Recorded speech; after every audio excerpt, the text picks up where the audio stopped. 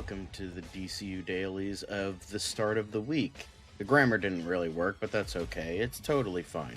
We're here now, and we are ready to start the next wonderful week of DCU Daily. So, let's get into it. The first things first, we have to talk about box office. Despite the gigantic winter storm that took over half the US this past weekend, there was still some people going to the theater. And let me tell you this, the people were not going to see Dances with Wolves in Space. They were in fact seeing AI Slop starring Chris Pratt, because it is official. Chris Pratt's new, apparently terrible movie, Mercy, topples Avatar Fire and Ash.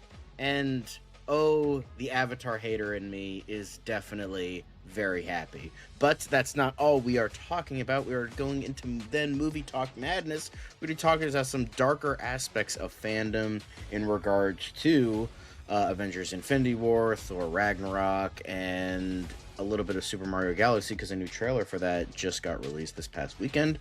And then we are going to be talking a little bit on the Warner Brothers Bidding War. Yes, I know it's getting annoying, but I think we are on the horizon of this mess, so let's hope it's we can reach there sooner rather than later. Then finally, we have a little bit of MCU Weekly. Got some Avengers Secret Wars rumors that we have to, see if it's true or not, if it's from our boy Jeff or someone from a more reliable source. Then we have our quick hits, lots of stuff in regards to big IP franchises in regards to that. And then, of course, our DC quick hits. Lots of stuff to be talking. We're talking CW stuff, Supergirl, a lot of Lobo, a little bit of the Becks, a little bit of our boy Zach, more reminiscing, of course. So we're going to be talking about that in the quick hits. And then our favorite new segment, which is What Did Gunn Say? Gunn had some rumblings and tumblings on who should direct a DCU movie, and it's very applicable with what we did on Fancast Friday a couple days ago. And then the glorious return to Cleveland, because of course Man of Tomorrow is going to be filming soon, and it looks like we have to be on the lookout for a certain aspect of our favorite Big Blue Boy Scout. So we will get into that and more after this wonderful little news intro, so stay tuned. It doesn't seem to matter what I do. I'm always the number two. All right, mister, I need to paint my abs on to get nominated. You don't see Robert Downey doing that. You're kidding. You're kidding. I can't open the envelope without the... Warner Brothers is heading back into the Matrix with a new movie in the works. Wonder what other surprises are in store. I want to be Bruce Wayne. I like that. You're gonna love me. There's the shot right there. That. Okay, we don't need to see chorus. Right there. You look ridiculous. Well, not no more, he don't. What, dude? I can barely understand you. Your accent's insane. What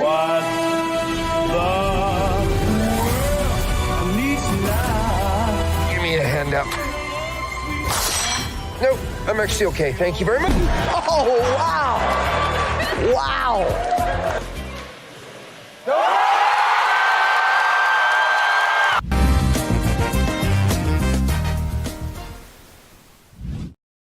Hello, everyone. Welcome to the show. I am, of course, your host, John. Lovely to see you all. Lovely to see the people in the chat already. Got a couple nice people. We got Emo Nerd Girl and Monique and Acres of Movies in the chat. Lovely to see you all. Thank you for being a bit early on this wonderful little Monday. Of course, I am not alone. We have Dan the Man in the chat. Dan, how are you doing at this wonderful start of the week? Are you already tired? Are you already sick of it? Or are you primed and ready to go? Well, there's a lot going on in the world of movies because, all the Avengers Doomsday and now Secret Wars conversation, we'll get into that. There's a surprisingly large amount of DC news that I wasn't expecting to talk about this Monday, but there was a few developments over the weekend. We did this whole Sam Raimi Fancast Friday episode focused on DC movies he could direct, and we came up with almost an infinite number of ideas. I feel like we should do a follow-up to that. foreshadowing there. But yeah, Sam Raimi's continues to be in the news. I mean, not only about his DC Batman movie that he wanted to do once upon a time, but there's also more talk about, well, from him himself about Spider-Man. And yeah, we'll get into all of that. Of course, the weekend box office is interesting. I'm so glad you guys are watching live. And if you are watching live, hit the like button while you're here. We're gonna have a busy show. Ema Nerd Girl, of course, right, dude. Monique, always first in the chat. Thank you for joining in. Hello to everyone who are in the chat right now. Stacy, of course, as well. Acres of Movies. So, yeah. John, how was your weekend? I know, like, we're both in the relative Northeast, let's say, call it, and plenty of snow outside. It's windy right now, so it's thankfully, and knock on wood, I didn't lose any power. I don't know about you. How was your? I did not time in the either. storm? My Wi-Fi was very wonky. It kind of went out at a certain point. But to be fair, I do have Optimum, and Optimum sucks. So that's par for the course. Sometimes I had the same my Wi-Fi issues. just goes out. Yeah. Unfortunately, we don't have any like AT&T left. We don't have Verizon Fios. We don't have Steven. anything of decent Right. of decency here. We just have Optimum, and it kind of blows. But only thing you can do is just deal with it. I have Comcast, but I don't have their equipment. Like, I have my own modem router, and my Wi-Fi has been a little spotty over the weekend. I did hear that there's been like a bunch of solar storms that have been sort of grazed. Like, they're not been directly hitting the earth, but over the last week we have had some significant activities. So that could always cause issues. I don't know. Like, that's just speculation. I don't know if there's any direct correlation with that, but hey, you know what? That was the weekend, and there was a lot of news happening over the weekend. I mean, we'll talk about a certain somebody who nobody, I think, expected to show up in the Odyssey trailer, like an ad spot they released during the Patriots-Broncos AFC Championship game on CBS that I was watching, and I was like, wait, who is that guy? And then social media was, blowing up about it. I'm like, I did not expect this person to show up alongside Matt Damon, presumably Matt Damon, Tom Holland, and John Bernthal and Anne Hathaway in a what could be a big awards contender next year. So, yeah, we're gonna get into all the different pieces of news. But John, where we start? Thank you, the best sandwich maker. I hope you do like cookies. Cookies are always great. And while you make yourself a sandwich, we're going to get into the box office news from the weekend because, John, like you hinted at before we started the show, Chris Pratt's Mercy, as you see here in the Hollywood Reporter, toppled Avatar 3 with $11.2 million. Now, it couldn't really outrun the winter storm because there were like 400 some odd theater closures in the US because of the storm. Like, it was a 2,000 plus mile wide storm that covered almost half of the continental United States, and all the way from Maine to like Denver, basically. Like, it's all the way across, and it had a big tail, so a lot of people couldn't get out to the movies. But even then, I mean, 11.2 million you would think wouldn't be enough to topple an Avatar movie in only its 6-week release, because the last two Avatar movies were top of the box office for 7 weekends in a row, from their opening weekend onward. This means now that Avatar Fire and Ash, the third movie in the franchise, they only got to do it 5 weeks in a row, and it's 6 weekend. It got toppled off the top, and it only made like 7.2 or some odd million dollars. I don't know. I think 7.2, which, or just about, depending on where you look at the exact numbers. But let's say 11 versus 7 million. That also means Avatar 3 now essentially is their first opening. It's his first weekend, 6th weekend in release overall, but its first weekend since it's been out where it didn't make 10 million or more at the box office. Clearly it's tailing off. If you go to the next slide here for a second, I just wanted to kind of like walk through the details, because, well, if you scroll down here, we do know now that Avatar, this weekend Avatar crossed 1.4 billion. If you look at the worldwide number, they're estimating now that it's going to probably finish at 1.5 billion, which would be, again, $500 million short of the previous two movies, which both at the bare minimum made 2 billion. I mean, the first one now is like close to 3 billion after all the re-releases. So that all said, John, I wanted to ask you a couple of questions. And you can scroll to the top of this article if you like, because like you have Mercy coming out to terrible reviews. I gotta say, I saw that coming a mile away from the very first trailer I saw for it, so I wasn't surprised. And 11 million might, be enough to win the weekend, but clearly, it wasn't a big weekend at the movies anyway. Your reaction to Avatar: Fire and Ash now pretty much dropping off to the point where they're like, this is about it. It's gonna taper off at this point, and 1.5 billion is its ceiling now. And then also your reaction to Mercy. I mean, winning the box office weekend, does Amazon take anything away from it? Does it mean anything, considering that it's not that big a number? I think it's kind of fucking hysterical that like the most like the movie franchise that's like the most money making of all time gets toppled by a shitty Chris Pratt movie about like him going up against an AI judge. Like, that's just fucking hilarious. Like, Bone Temple couldn't fucking extinguish Fire and Ash. Like, 20 years later, one of the most popular zombie franchises of all time, a new installment, which was amazing. It had the fucking great Ray Fiennes in it. That couldn't beat Fire and Ash. Yet this piece of shit fucking did. That's hilarious. I mean, of course, the real winner, it's like it's winning the battle, losing the war.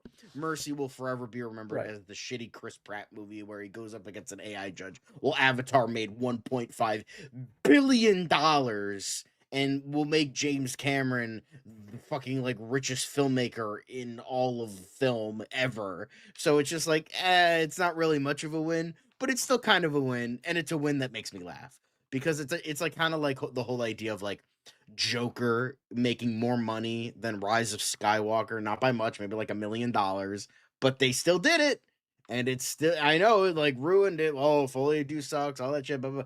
But Joker, the fucking movie that was gonna cause like shootings and mass fighting, they had to have security and police at every theater, blah blah blah.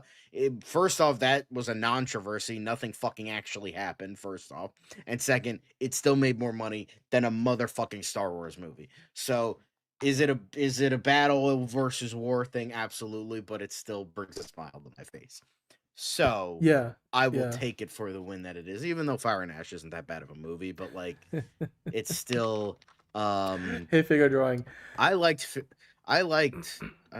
Joker Folie à Deux. I know you like Joker Folie à Deux. I will say the fact that this is an Amazon MGM Studios film, I think Mercy, clearly them putting it out in the middle of January meant that they didn't think it was going to make a ton of money. And the reviews were bad. I mean, usually the studio knows what they have. They knew they had a pretty bad film on their hands. Like the trailers never convinced anybody. I mean, you had some, hopes for it. I was like, this looks bad. This looks like if they actually got the money to finish War of the Worlds with Ice Cube, and then you put in a slightly better actor. So, but yeah, I mean, the box office will not pick up until March or April because, like you're saying, Steven, but that's usually how it goes. It's rare that there's it's rare that there's big movies coming out this early in the year. I mean, every once in a while there are. If you look at this year's release schedule, we talked about it just last week. When will Avatar be dethroned? And we were like, there's not a lot of big movies coming out the next few weeks. Can it get those 7 weekends in a row at the top? But yeah, I mean, it took Mercy, and if not this week, then Shelter was gonna do it the next weekend. So I guess it was a long time coming. Jason Statham. Taking Avatar down a peg. That's exactly. And to the point that Steven was making, I think the first like significant movie like franchise thing, even that I don't know if you would call it this, but Scream 7 comes out late February. That's like I would imagine a big one. Then Pixar has Hoppers coming out in early March. So yeah. Oh yes, Avatar, but with beavers. Yeah, I can't wait for that one. I mean, yeah, the box office will probably be a little bit of in having the doldrums as they usually do this time of year. But that's really why they release Avatar movies in December. That's why Avengers Doomsday is coming out in December, because they expect people to keep going back to see those movies, or these big ones that can kind of hold up the rest of the box office. That sounds delicious, Steven. Chicken pesto sandwich. I haven't had much to eat for the last little while. I do have some bananas nearby, but good on you, Don't Steven, and drink that sounds Sprite. delicious. Huh? Don't Oh, drink Sprite. I mean, it's ginger ale. Actually, there's one more article. I did want to look at the worldwide numbers for a moment because Mercy, look, being an Amazon MGM production, it's gonna be a movie where clearly it's gonna end up on Amazon Prime, and it's probably gonna do better as a streaming film. It felt like a streaming movie coming out the gate anyway. It's just whatever Amazon MGM gets out of it in theaters is bonus on top of that. They clearly did not spend a ton of money marketing it, and regardless of the fact you had Rebecca Ferguson and Chris Pratt in it, you could tell. I mean, it just didn't look. There's nothing that convinced me about this thing. But if you look at the lowest weekend year to date with 58 million plus overall, that's just the U.S. theater. I mean, you look at the overall worldwide debut for Mercy, it's around 23 million, which is basically doubling the domestic number. So it's not like it did any better internationally than it did domestically. Now, when they say year to date lowest weekend, we are 3 weeks into the new year. So I'm sure that's kind of like a exaggeration. That's all semantics at the end of the day. It had comparisons with like Greenland 2, Flight Risk, other movies sort of like in the same area in terms of awareness and budget. And they're all kind of they were expecting it to not do any more than like 11-12 million dollars. But of course, the big news for me is now Avatar Fire and Ash. It just seems like, with where it is today, it's gonna finish at around 1.5 billion. I would not have thought that 1.5 billion would be the ceiling when they had started marketing the Avatar Fire and Ash a year ago. I figured it would be. I mean, look, and yes, there's a lot of people saying like there's at this point what else has done it before, like the novelty of it is going away. There's not a lot of pop culture awareness around the franchise outside of the movies themselves, and this came out with the shortest gap between any of the movies in the franchise, so people are like, well, it's not like we're waiting for 13 years for this. So I get it. By the way, hello Mario Faith Warrior, thanks for joining in. Hit the like button while you're here. Oh yeah, and thank you, Steven. Yes, the Pats are back in the Super Bowl, a record 12 times. Every other team, there's like 4 teams tied for second. They all have 4 more to go.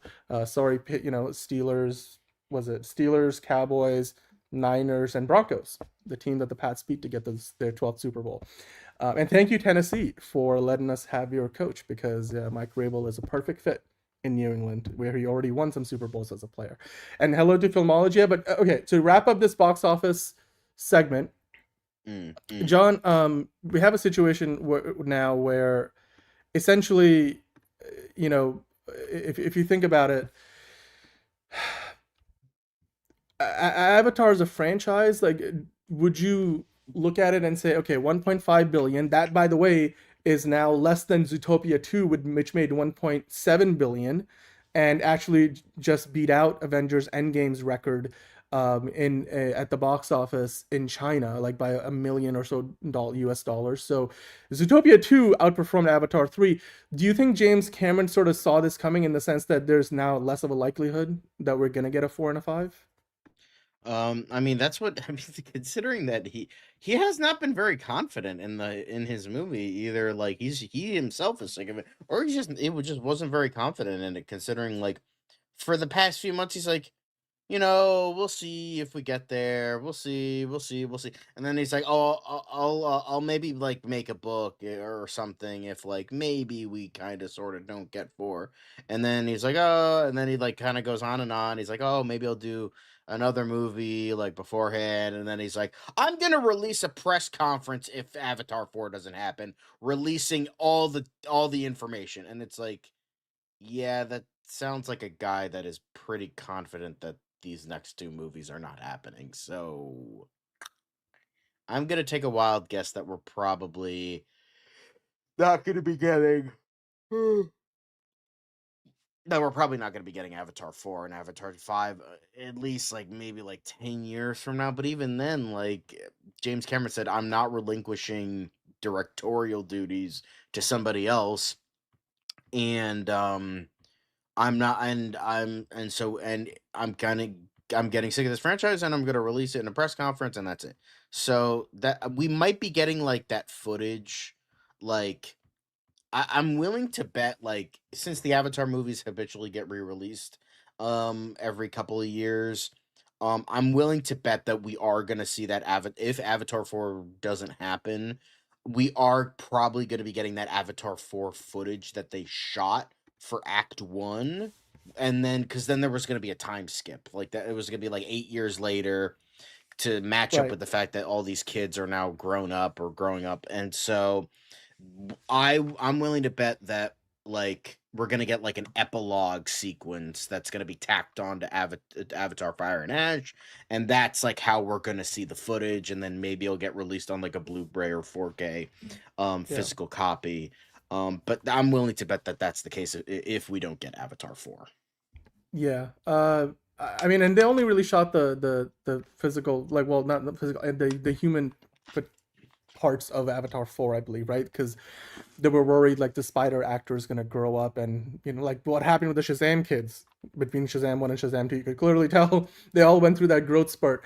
And that's always like Stranger Things. We have talked about that many a times. So we'll see. I mean, look, 1.5 billion for any movie, generally speaking, is a lot, of money, and you would say that's a successful film. But given how much money they've spent, over $500 million between making and marketing each of these Avatar movies, the profit margins are a lot thinner than you'd imagine. It's kind of like not exactly the same thing, but they spent like over $300 million making the last Fast and Furious movie, Fast X, and they finished up like at 700 some odd million at the worldwide box office. So, and you add in the marketing budget on top of that.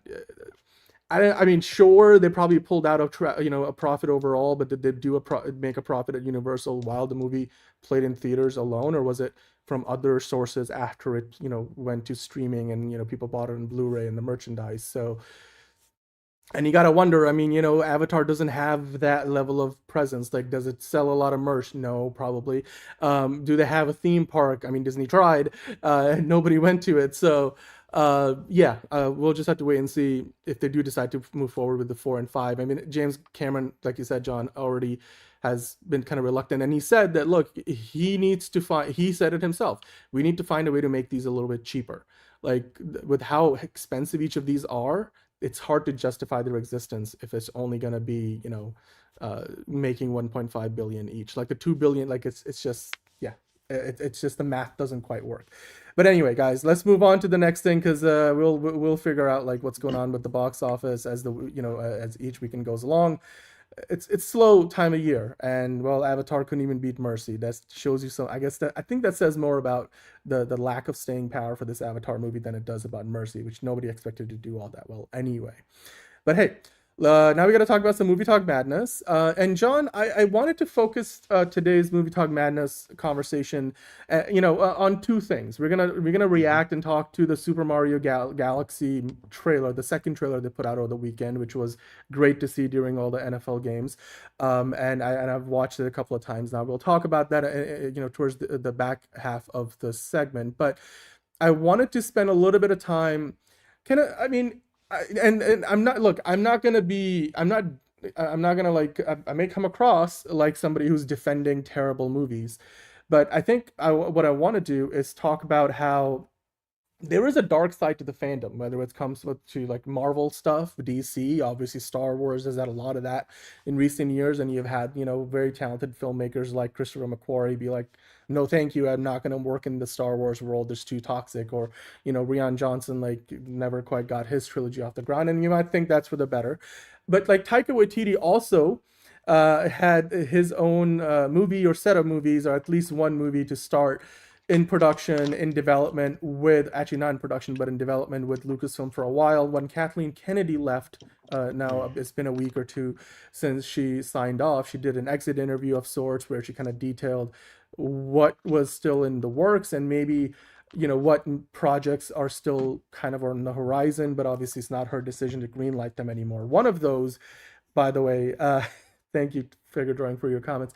One of those projects was the Taika Waititi Star Wars movie, John. And again, yeah, I want to set the stage, and I know what you're probably going to say, but like, hear me out for a moment. And actually, can we skip across to the Taika Waititi stuff first, and we'll go back to the Chris Pratt stuff in a little bit. But because Taika Waititi kind of covers both Marvel and Star Wars.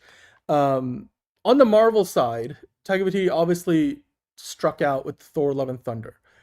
And I feel like, him defending over the weekend, he was been at Sundance, and on the red carpet he was talking about, well, he was asked about essentially, what do you think about Thor returning in Avengers Doomsday? Of course, he's got a short haircut and everything, and he sort of looked at, I mean, clearly he's probably gotten a lot of flack over the years from fans, some of it, deservedly so, but Taika Waititi is sticking to his guns and saying, look, Thor was around before me. The stuff that Chris and I did, and how we shaped him into the new version, that was for the greater good of the franchise as a whole. I can't wait to see these Avengers movies. And he then said that he added to that saying, I was just watching Avengers Infinity War and Endgame 2 weeks ago. They're so good. I'm good friends with the Russos and we'll love to see what they're doing. So as far as his, I mean, we talked about, the Lucasfilm stuff, and we'll get into that in a little bit, but John, do people give Taika Waititi too much flack? Because he did 2 Thor movies, and clearly Love and Thunder missed the mark. I mean, the humor didn't work in a lot of ways. It was too overindulgent, and being this just bunch of jokes that only half landed at best. I feel like there was a lot of hopes around, oh, we're gonna get the Guardians, but like they only pop in for a little bit at the beginning and not really for anything significant. Then the whole the sentient weapons of Thor, Mjolnir, and Stormbreaker, and even the Bat CGI and all of that. But he also, like Taika Waititi did, like before he's sort of missed the mark with Love and Thunder, he made Thor Ragnarok, which for a lot of people is the best Thor movie ever made in the MCU, certainly. And if you don't think it's the best, it's certainly one of the best. I mean, if you think the first one is the best, which I think is really underrated, The Dark World is underrated. Do you think Taika Waititi deserves as much flack as he's gotten for Love and Thunder? Because he also made Ragnarok. I mean, and both movies, by the way, made over $700 million. Like, it's not like they weren't profitable, right? Even though the second one, I mean, The Screaming Ghost is another thing that I will always have to just remember to forget. Your thoughts on what he was saying on the red carpet? And I mean, I guess he's taking a little bit of credit that, you might hate me for Love and Thunder, but remember I gave you the Thor Ragnarok version that showed up in Infinity War to begin with. Like, do you agree with what Taika is saying? Does he deserve all the extra flack people give him? Yes, absolutely. Like, you made a bad movie, consequences for your actions. It happens. You made a bad movie. And the thing is, this guy gets glazed so fucking much nowadays. Like, you can handle a little hate. Like, it's fine. Like, I mean, if we're reaching a point of like death threats and all that shit, like, yeah, obviously that's bullshit. I hate Taika Waititi's as much as my body and mind can possibly give, but I would never send the guy death threats. Like, that's not cool. Like, I may have made a joke once in a blue moon. They're jokes, maybe a little bit too much, but at the end of the day, rage-induced John otherwise or not, I don't wish death upon a guy because he made what, in my opinion, the worst movie I've ever seen. But, it's just like, yeah, I think like some directors do deserve a little bit of hate. It's just like, don't go crazy with it, but fans always do. Because, they're passionate and all that stuff. So I think I think like every director deserves a little bit of hate if they make a bad movie. It's just like, don't go crazy with it and you should be fine, because it's just like, Yeah. it humbles them. Like, it like sometimes you just make a bad movie, and you know what? And if they can admit they made a bad movie, then that all is fair in love and war. Fair Like, enough. Yeah. shit, I made a bad movie. Oh well, okay, well, time to move on, and you move on. Yeah. And the things that anger me, that's why I hate the whole idea of like toxic fandom, because what it was birthed out of. Like, you can say that there are toxic fandoms, maybe not. I prefer toxic fans rather than the entire fandom is toxic, because the reason I hate the term toxic fandom is not because that of fandoms that are toxic. It was birthed because a director, Ryan Johnson, refused to admit he made a movie that a lot of people did not like. And so instead of owning up to the fact that he made, like, maybe he's like, you know what? I made a movie that a lot of people didn't like. Shit. Fuck. Oh, well. But I'm thankful for the people that Yeah. like it. And, but like, for most people, I made a bad movie. He's just like, oh, nope, the fans suck. They're the worst. They don't know what they're talking about. They're dumb. They're all toxic.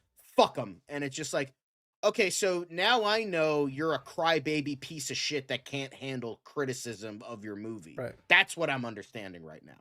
And that's why I hate the term toxic fandom, if people didn't know. That's what I hate about it, is because the reason it became a term was because Ryan Johnson was being a little crybaby that couldn't admit that he made a bad movie. That's why.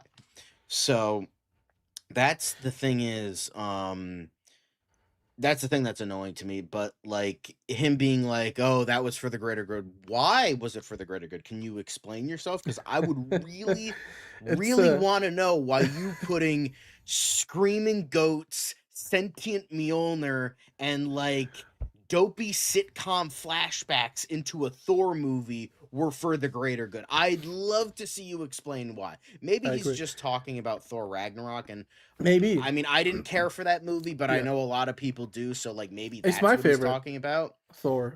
Then sure, fine. That brought Thor to a place where he needed to be in Infinity War.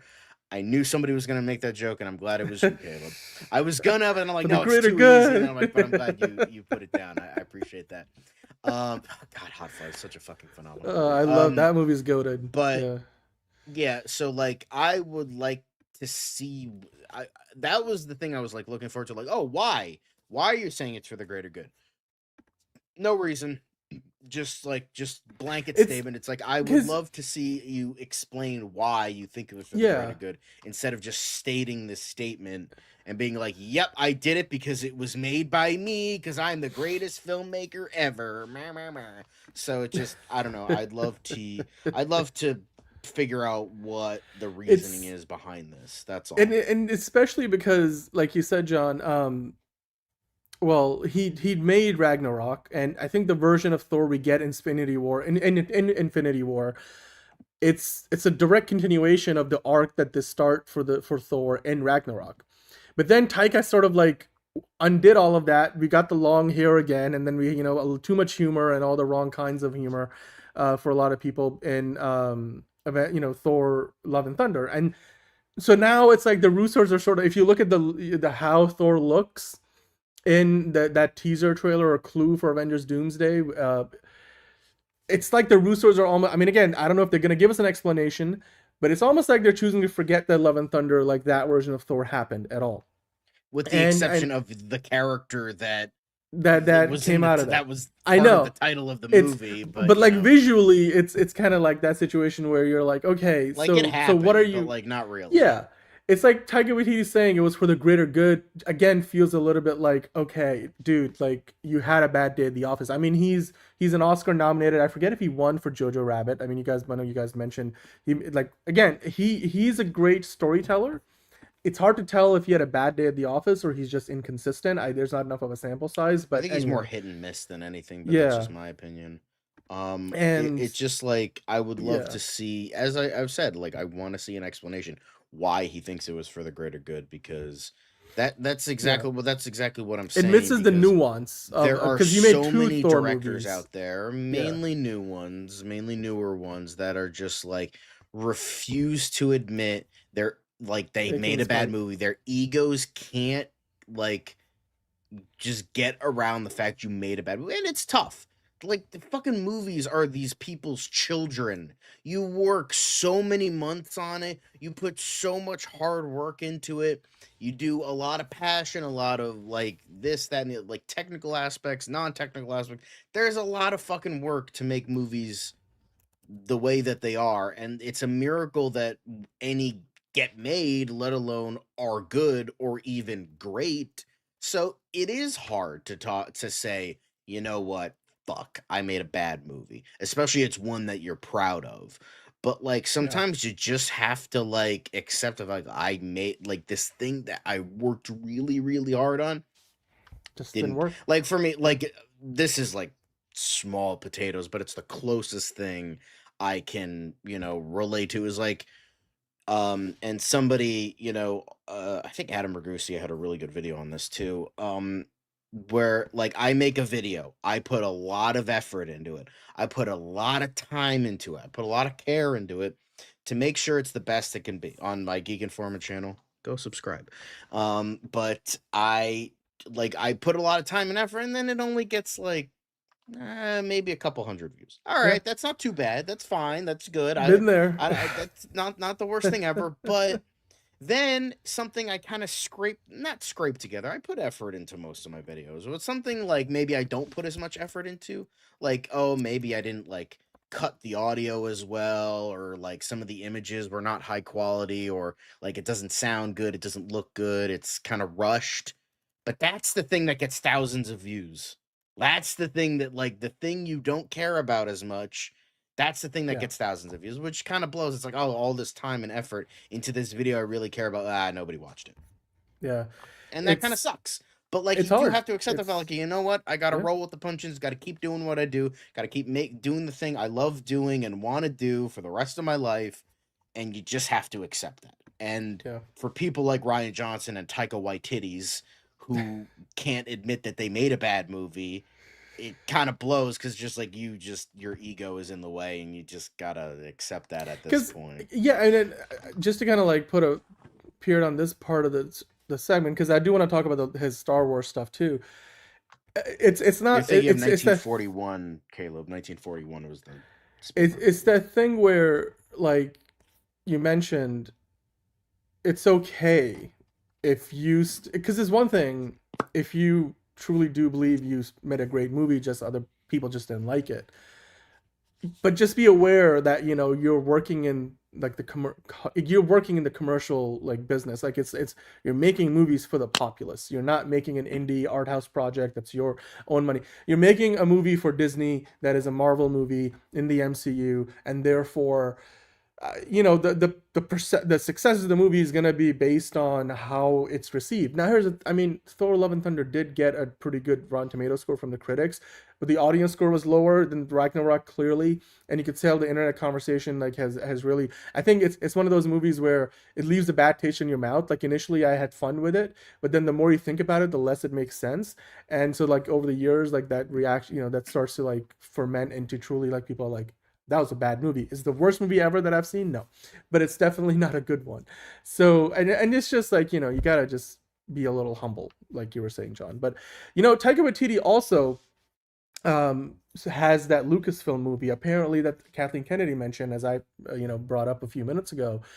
It's still in development, apparently, and now Kathleen Kennedy's done, so it's not her decision to greenlight it. But Taika Waititi, as part of that whole, you know, interview that he did on the red carpet at Sundance, he was asked about like what's going on there too. And then, you know, this is a quote pulled from Variety, where they published, because it was a Variety interviewer, I think, and so that's where the quotes come from. Taika Waititi addressed his upcoming Star Wars movie and saying that it will harness a little more of the fun from the original films. The stakes are very high and there are serious things going on, but there's also a lot of fun to be had. Now, John, we know Dave Filoni is you know, basically the creative lead at this point of Lucasfilm, alongside, you know, Lin-Wen Brennan, who's more of the like the Peter Safran equivalent of DC Studios. Like she's more of the producer who does the day-to-day logistics and like make sure production happens. But Dave Filoni, who's already been in charge of creative for a while, is going to ultimately be the one who says, okay, run with this script, Taika. And Taika co-wrote it. I forget the name of the other writer he worked with. But the TLDR of what he was talking about is, I mean, he's trying to recapture the fun of the original Star Wars trilogy. And at the same time, it seems like from what he's saying is, like, there's going to be serious moments in the movie. Maybe that's, you know, him being self-aware about, like, it's not going to be another Thor: Love and Thunder, where it's going to be, like, all fun. Because Ragnarok was a lot of fun too, but there were some really dark moments in the movie, but it's just, it kind of balanced a lot of those things out, at least in my opinion. And we know what Taika could do with a movie like Jojo Rabbit, which again, you would imagine a movie that's, you know, set during World War II, and, you know, has a heavy influence, you know, in terms of like Nazi Germany, that it would be a really dark film, but like it was fun, but at the same time, it didn't dodge the darkness of the time.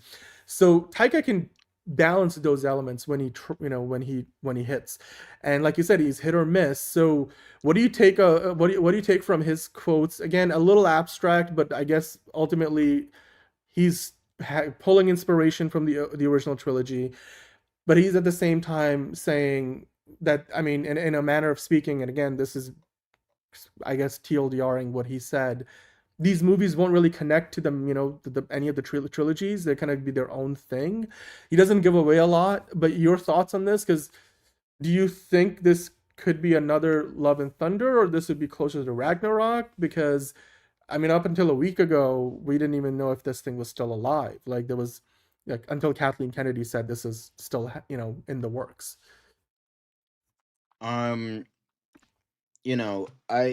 It's oh yeah, 100%. Taika is very full of himself. Like, it's pretty much like from every interview I have seen of him, like, it's so bad. Like, I'm halfway convinced that it's like a character he puts on. Like, he's never like really himself, like, in those interviews, because he comes off as that much of an asshole. But it's, who knows. But I think I won't watch it because I swore off Star Wars and I swore off Taika Waititi. So, I think yeah, like, maybe it could be something, I don't know, but considering that most Star Wars movies have gotten canceled, then be made at this point, like, fucking, like, the Simon Kinberg trilogy, the Ryan Johnson trilogy, fucking Kevin Feige was supposed to make a Star Wars movie. Patty Jenkins was supposed to make a Star Wars movie. There was some guy whose name I can't pronounce that was going to make a Star Wars trilogy. Well, isn't Simon Kinberg still working on one? Apparently, like, Allegedly, the guy who but worked I on haven't heard a X-Men damn thing movies. about it. So, And then Stephen DeKnight, or was it Stephen? Like, and there's two Stephen DeKnights. Like, I'm. There's Stephen Knight and Stephen S. DeKnight. Stephen S. Which Okay. Stephen S. DeKnight worked on Daredevil. So Stephen Knight worked on Peaky Blinders, and the upcoming James Bond film. So yeah, I forget which one, but like one of them is still working on a script. And of course, there was the Hunt for Ben Solo. Apparently, is still not. Yeah, and Steven Soderbergh, that got canceled, though allegedly it's not canceled. So who the fuck knows where that's? It's just like, I mean, Star Wars, I feel like it's just a revolving door of like limbo, development hells, and cancellations at this point. It's kind of like the DCEU, where I feel like too much gets out before they're ready to publicize it. But they also, I mean, in the Kathleen Kennedy era, publicized a lot, then got canceled or reworked. So even Rogue One, which people think is one of the best, I mean, it is one of the best Star Wars movies ever made.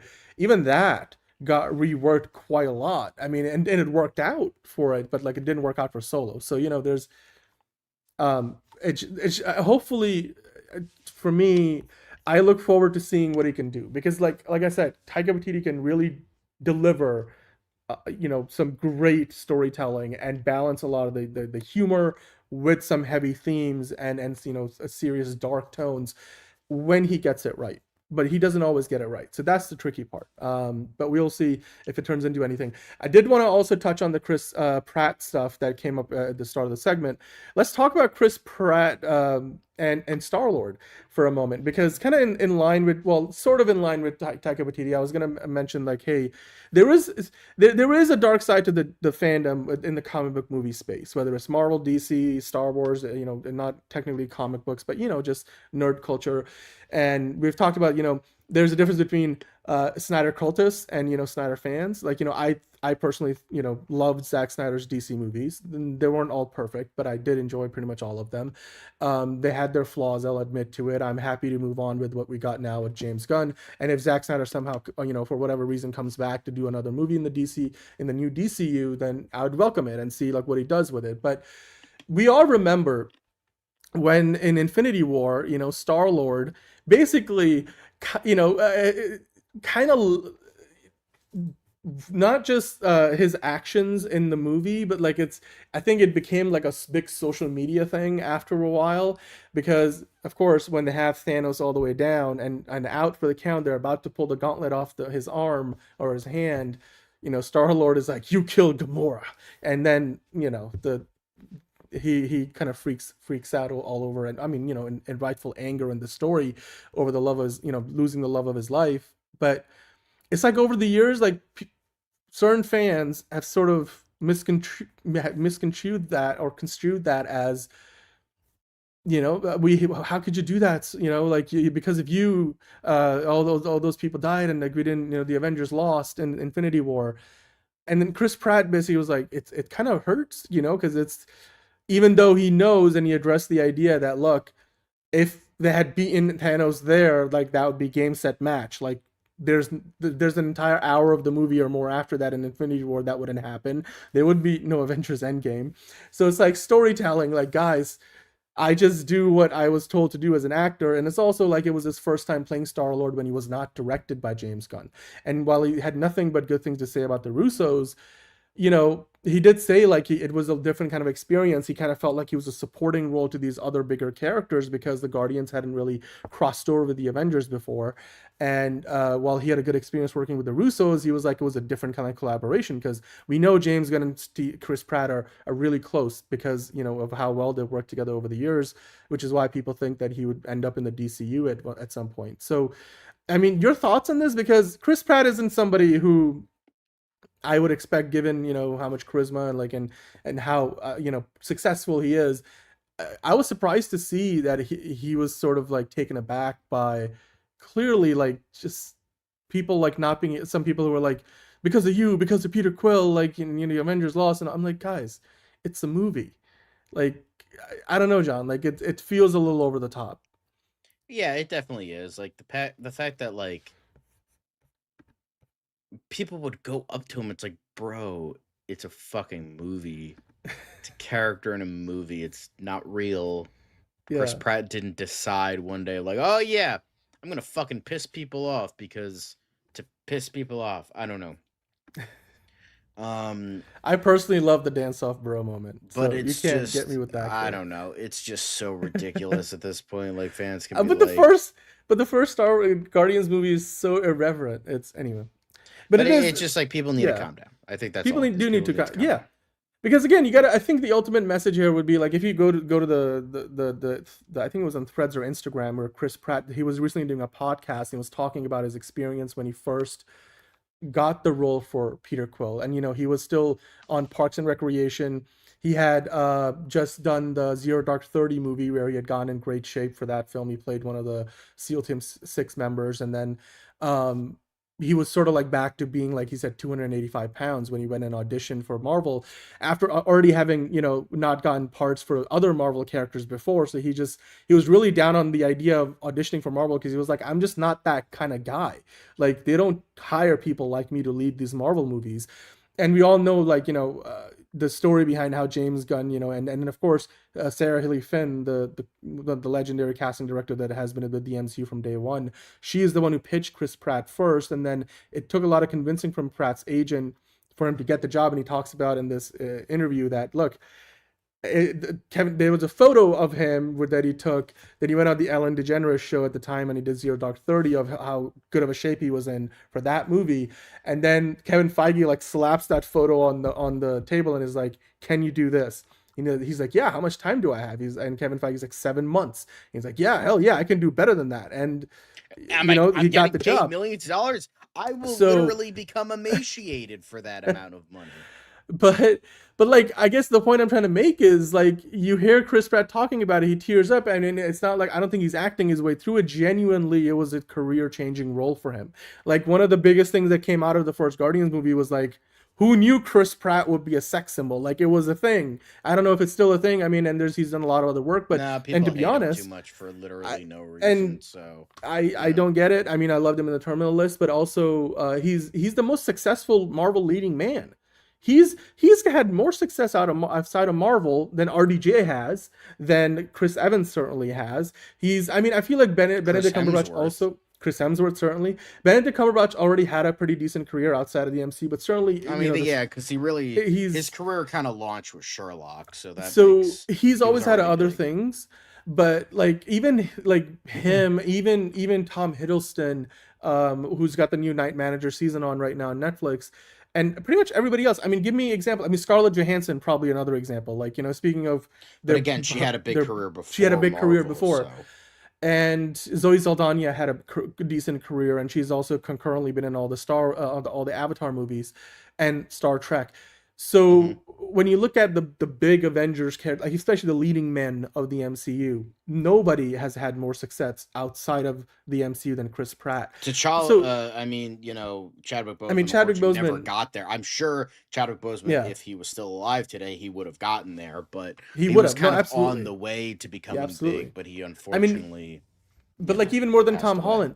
And it's just, again, I'm trying to make the point of like these guys are human, right? They're only human. Like, and I think we should be a little more kind to them because it's everybody makes mistakes, and when you're in the public Yeah, eye, everyone it says just dumb becomes a shit. little Everyone does dumb magnified. shit. It's just like, I don't know. So Like, I just see like, it's just like, I think the only reason that people hate this guy is like he's religious, and religious yeah, people are and like, punching what's wrong with bags. that? So, It's but like I'm like it's not like he's forcing his beliefs onto others, right? Like in fact, no, I feel he's like not. every time he Like, talks he's about it, not he's even very close. And like, okay, maybe yeah, he's he's the very worst careful not to go there. actor of the Hollywood Chris's. I don't think so. I think Chris Yeah, Hemsworth is probably worse.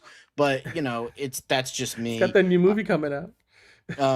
You know, it's just I don't Halle know. I Berry just and think stuff. it's a bit unfounded, a little bit ridiculous, because like Yeah, my entire friend group hates Chris Pratt. My sisters hate Chris Pratt. The like another friend group, half of them hate Chris Pratt. I'm like, what the fuck did this guy do? Like, Jesus Christ. Like there's literal pedophiles that do the worst inhumane shit that don't get enough flack as this guy does. Like, Kevin Spacey does not get as much hate as this guy does. And that dude literally touched a 14-year-old boy. So it's like, what the fuck are we doing here? Like, are you kidding me?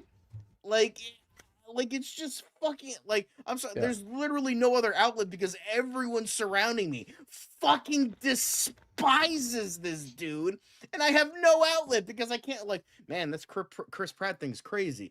I can't talk about it because it's just like everybody fucking absolutely abhors this guy. Like, did he seriously like go to every person's house and like unzip his pants and piss in your cereal? Because that's the only thing I can possibly think of that this dude fucking did. Like, I get it. If you don't like him as an actor, that's fine. Maybe like, you know, Mercy is not exactly the best like height of his acting ability. I get it. I know people are like, oh, he didn't do much as Mario. Speaking of, we'll talk about that in a second. But like, okay, fine. But like the hatred that this dude gets is fucking unreal. And I'm yeah, just, it's just crazy to me. Like, yeah. I'm like, what did he do? Hey, Doctor Doom. What did he do? It's I don't get it. But and look, I don't here's know. the thing. It's I think like Figure Drawing was trying to make a point, like you know his political alignments or whatever, like who he votes for or like whatever he thinks about RFK Jr. and all that stuff. I, for one, I'm like, look, as an actor, Chris Pratt has not missed, and in most things he's done. I mean, is everything he's made like amazing? Clearly, we talked about Mercy, just like this top of the show, not a good movie. But I was just saying, as an act, like he's still a human being. I'm just saying, in general, we should just be a little bit kinder. It's not like let's not make character judgments purely based on what we hear in the news because there's a lot about these people's And lives to that be we fair, not Figure aware Drawing, of. people So hated him before he said that. And yeah, second of all, that is technically his like uncle-in-law.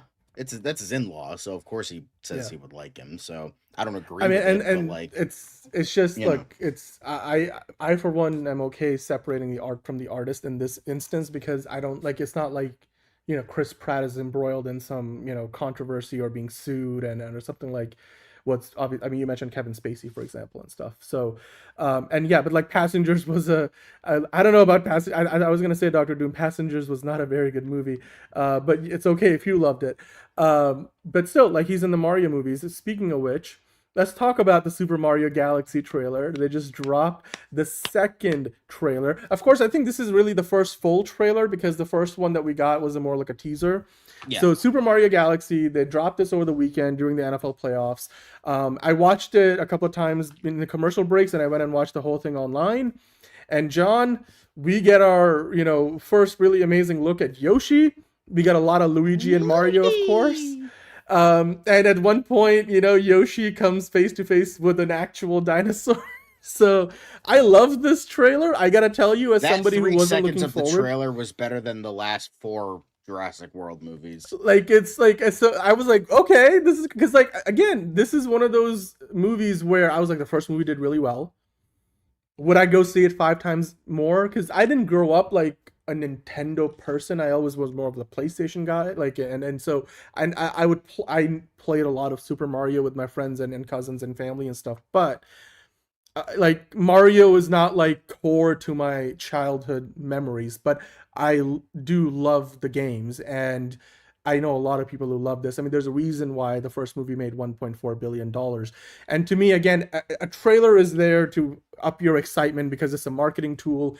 And for me, this trailer was a lot more convincing than seeing Jack Black's Bowser, in the first teaser, because we got to see Yoshi, we get to see more of what we're going to get. You see the homages to the video games. I love the trailer. I will give it an 8 out of 10. I can't wait to see this movie now. And I was like, by the end of this trailer, I was like, April 1st, April Fool's Day, this movie's going to make all the money. I think this is, based off this trailer, $1 billion. It's going to make $1 billion. I wasn't sure about that before. I am now. Your thoughts on this trailer, John? It's beautiful. I've looked at this for almost 5 hours now. Like, when I saw Yoshi, I was like, oh baby, here we are. Let's go. I know, boy right? Yeah. Yoshi he's coming in, and I think it's a little bit of a jump to go from Super Mario Brothers to immediately Super Mario Galaxy, skipping over like 30 years of history, but like, honestly, I'm here for it. We Yoshi, let's go. Like, this looks like another fun adventure. I think that I loved the first one. I didn't I was like, as a kid, like, I didn't play a lot of the mainline Super Mario games. Like, I played Super Mario 64 a little bit. Like, that it was in like a dentist office, and we would like play, and he would have like an N64 there, and so I would play that. And then I think like Super Mario 64, Super Mario Kart 64. And then I played, I rented stuff from like the video store that I would play, dating myself there, but that's okay. But I would play some of those, and then Super Mario Kart Wii was the big thing I played as a kid. And then I played a little bit of Super Mario Galaxy. I played a little bit of it's too hard for me, so I couldn't, and I rented it, so I didn't, didn't have time to really play it. But for me, I was more of a Mario kid than like a Sonic kid. And yeah, Double Dash I did play in college a little bit. That was awesome. But for me, like, it just nailed every aspect for me. The first one, it just worked. Everything worked. It had so much going on, but it didn't feel like it was doing too much. Like, you had stuff of like Super Mario Kart, of like the Donkey Kong stuff. Like, you had this, you had that, but it never felt like too much or awful by any means. So for me, I was excited. I watched that. I loved it. I have nothing but excitement for this movie with the stuff they're doing. Like, Yoshi has like it just like it's perfect. It's perfect. Like, look at him. Look at that face. So cute. Look how perfect that is. And then he makes like the same exact wow. And then he like, he's got he got tongue thing, and it just God, it's so great. I can't wait. This just looks awesome. Like, It looks amazing. I loved so much of this trailer, and Yoshi was just the cherry on top of the sundae for me. That's just awesome. Although I hope in this case Mario doesn't punch him to stick his tongue out, because he does do that in Super Mario World, where he fucking punches Yoshi so that he can like get him to like stick his tongue out. Mario, don't be punching Yoshi. Outside of that, it's good though. Yeah, and We don't staying talk faithful about to that, the Get out of here. just stay faithful to the design. I think that last shot in the trailer, that tag, was literally meant to address this whole thing. Like, we're not giving you that 90s movie thing anymore. And they were like really tongue in cheek with how they did that. I don't think Yoshi's played by Jared Leto. But John, we did also, usually when they drop the trailer, they drop the poster right before it.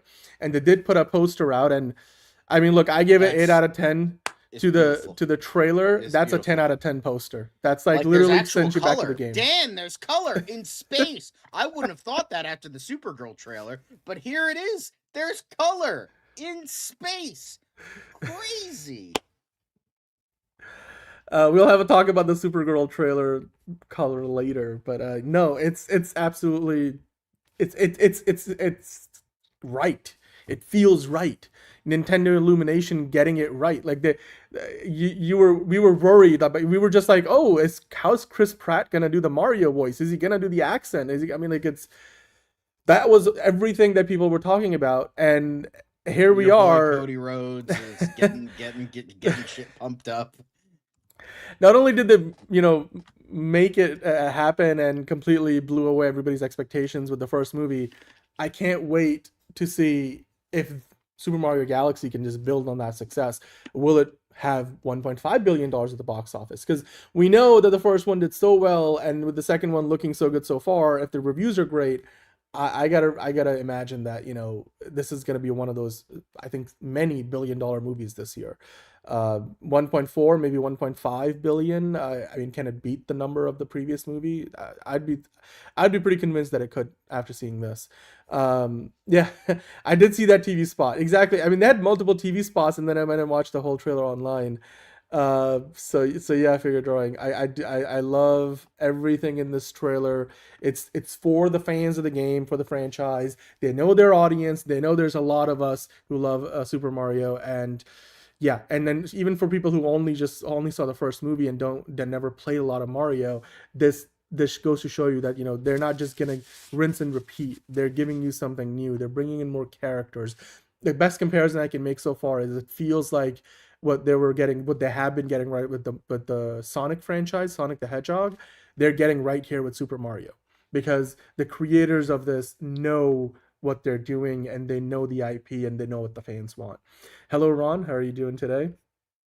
And Moser Player is here saying, in your opinion, how much will Man of Tomorrow make at the box office?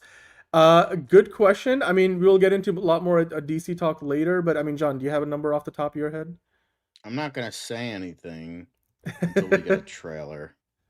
Okay, that's fair. I'm gonna say the same because, look, I don't think it's gonna make $1 billion. Let's just leave it there. I think it's gonna make more than five. I'm gonna give you a range: 500 million to $1 billion, but more likely not gonna. If you wanted to do an over under, I would say under $1 billion. There's a lot more work that it needs to do to get there, but we will talk a lot about Man of Tomorrow later in DCU Daily. Right now, we gotta give you guys a bit of an update on the Warner Brothers bidding war. Of course, as you guys know, That's all we've you, been talking buddy. about it. We've been talking about it for a while. Warner Brothers Discovery, they've been in a bidding war. I mean, you would think that it was over, at this point a month ago when they signed the deal with Netflix. But then, of course, Paramount made that hostile takeover bid, and now they've sued Warner Brothers. Is getting to a point where they're literally just, throwing jabs at each other, calling inferior schemes and whatnot. And so it's getting petty, but does it really mean anything? Because if you go off of this Bloomberg article, and I do think they've got it, the whole thing TLDR'd pretty well, the bidding war is over. Like, Warner Brothers, that bidding war is done. Paramount lost. Netflix won. This it's not a bidding war anymore. And literally, the only way Paramount can get back in the game is if they raise their offer. They need to just put up or shut up in terms of just more money. And John, if you can scroll down here for a moment, I just wanted to kind of go through a couple of Q&A points that they made here in this article. Great article. If you guys want to catch up with it, you can go check it out. If you keep scrolling down here, John, they do kind of talk about what's the end game for Warner Brothers, for Paramount trying to buy Warner Brothers. And you got to wonder, like, at this point, they're not doing the only thing that will get them back in the game, because Netflix now making their offer all cash for Warner Brothers basically means they're going to be able to make that vote to get the shareholder approval happen by April. Then their annual meeting, which will happen in the summer months, like around June usually, that's where they usually have their new board directors be nominated for Warner Brothers. Paramount is saying that they wanted to do nominate their own set of board directors that the shareholders could vote for to then do a hostile takeover like of the company. That doesn't make any sense, because if the shareholders have already approved the deal in April, there's no point in nominating directors to then rehash everything in the summer. So really at this point, Paramount doesn't have a whole hell of a lot to do other than just raise their price.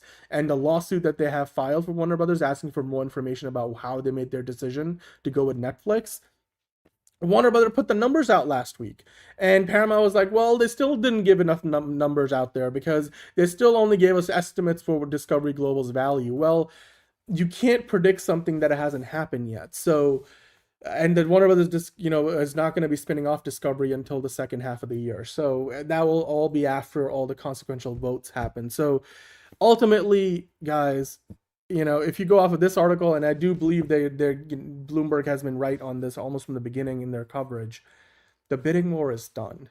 Netflix won. They're going to own Warner Brothers. And the only way Paramount could do anything about it is if they decide to put up or shut up. They've got the money. The Ellisons have way more money than Netflix potentially does. If they wanted to really make it an actual bidding war, they would just put up a few more $1 billion in their deal. Instead, I feel like all they're doing is muddying the waters. They're trying to make a big ruckus and be like, oh yeah, guys, we still want Warner Brothers. It's almost like they're trying to save face at this point, because if they were serious, they would up their price. Because even if ultimately the regulators somehow stop Netflix Warner Brothers deal from happening, I don't know how Paramount goes back in after the fact and be like, see, we told you it wouldn't work, but we'll still take you guys. I mean, I think they've burned a few bridges to be like, then reach out with like that little hand and be like, oh yes, we will still take you in. Don't worry, Warner Brothers. It's okay. It's okay. The Netflix thing didn't work out. I'm like, it doesn't make any sense to me. So yeah, I think this Paramount is done. They're not going to get Warner Brothers unless they put up more money. And it doesn't seem like the Ellisons are interested in that, John. What do you think? I feel like it's over. Warner Brothers is going to be a Netflix company in a couple of years' time. I think Ellison just a little bitch boy that never heard no. So now we're dealing with it. That's essentially what I think of that. Exactly. I mean, look, we're going to keep an eye on this. Of course, if there's any more developments on this, I will do more coverage on it. We'll do a standalone show if it's needed. But hello, Johnny, in the chat. Thank you for tuning in live. Hit the like button while you guys are watching. We do appreciate that. But yeah, ultimately, guys, I wanted to do a whole thing on this over the weekend, but there's just not enough there to talk about. Because ultimately, nothing that's happening right now is consequential when we really get down to it. And unless Paramount puts up more money, there's no chance they're gonna be getting any part of Warner Brothers. So it's put up or shut up time for Paramount, and so far they're not putting up any more money, and that's what it's gonna take. So you guys let us know. I mean, at this point, are you getting used to the idea of Netflix owning Warner Brothers? Because it seems like that's pretty much the most likely end game here. So, but speaking of end game, John, we got to talk about MCU Weekly. We already talked about a bunch of Marvel stuff on the show, but well, the big news today, and it's a report from Daniel Rickman. So again, take it with a grain of salt because it's, he doesn't get everything right. But there was a report going around, and it comes from Daniel Rickman, where he was saying that Disney is apparently going to wait to make a decision on Avengers Secret Wars being split into 2 movies until Avengers Doomsday comes out, and they see how well it performs. Now, to kind of set the stage on this, the Russo brothers and Marvel Studios are set to start working on, or like go into production on, because they've already been working on it in pre-production for a while. But they're set to start production on Avengers Secret Wars this summer. That being said, John, I do not see how in any, reality where Disney operating as a legitimate Hollywood studio would be waiting till after Doomsday is done, releasing in theaters, which would mean pretty much waiting until, I don't know, February of 2027, less than 10 months before Avengers Secret War is set to come out, to make a decision on splitting that thing into 2 movies. It doesn't make any sense to me that Disney would be waiting that long to make that decision. And I don't think their decision to split Secret Wars into 2 movies would have anything to do with how well or not well Doomsday performs. Like, I understand there may be a logic behind the idea of, if they see Doomsday does not do as well as they expected, that you want to have it be done over with this whole story arc with Secret Wars in 1 movie versus doing it in 2 and milking it out further. But from a production standpoint, it doesn't make any sense for them to shoot a whole thing and then decide, oh, we're going to cut it in half.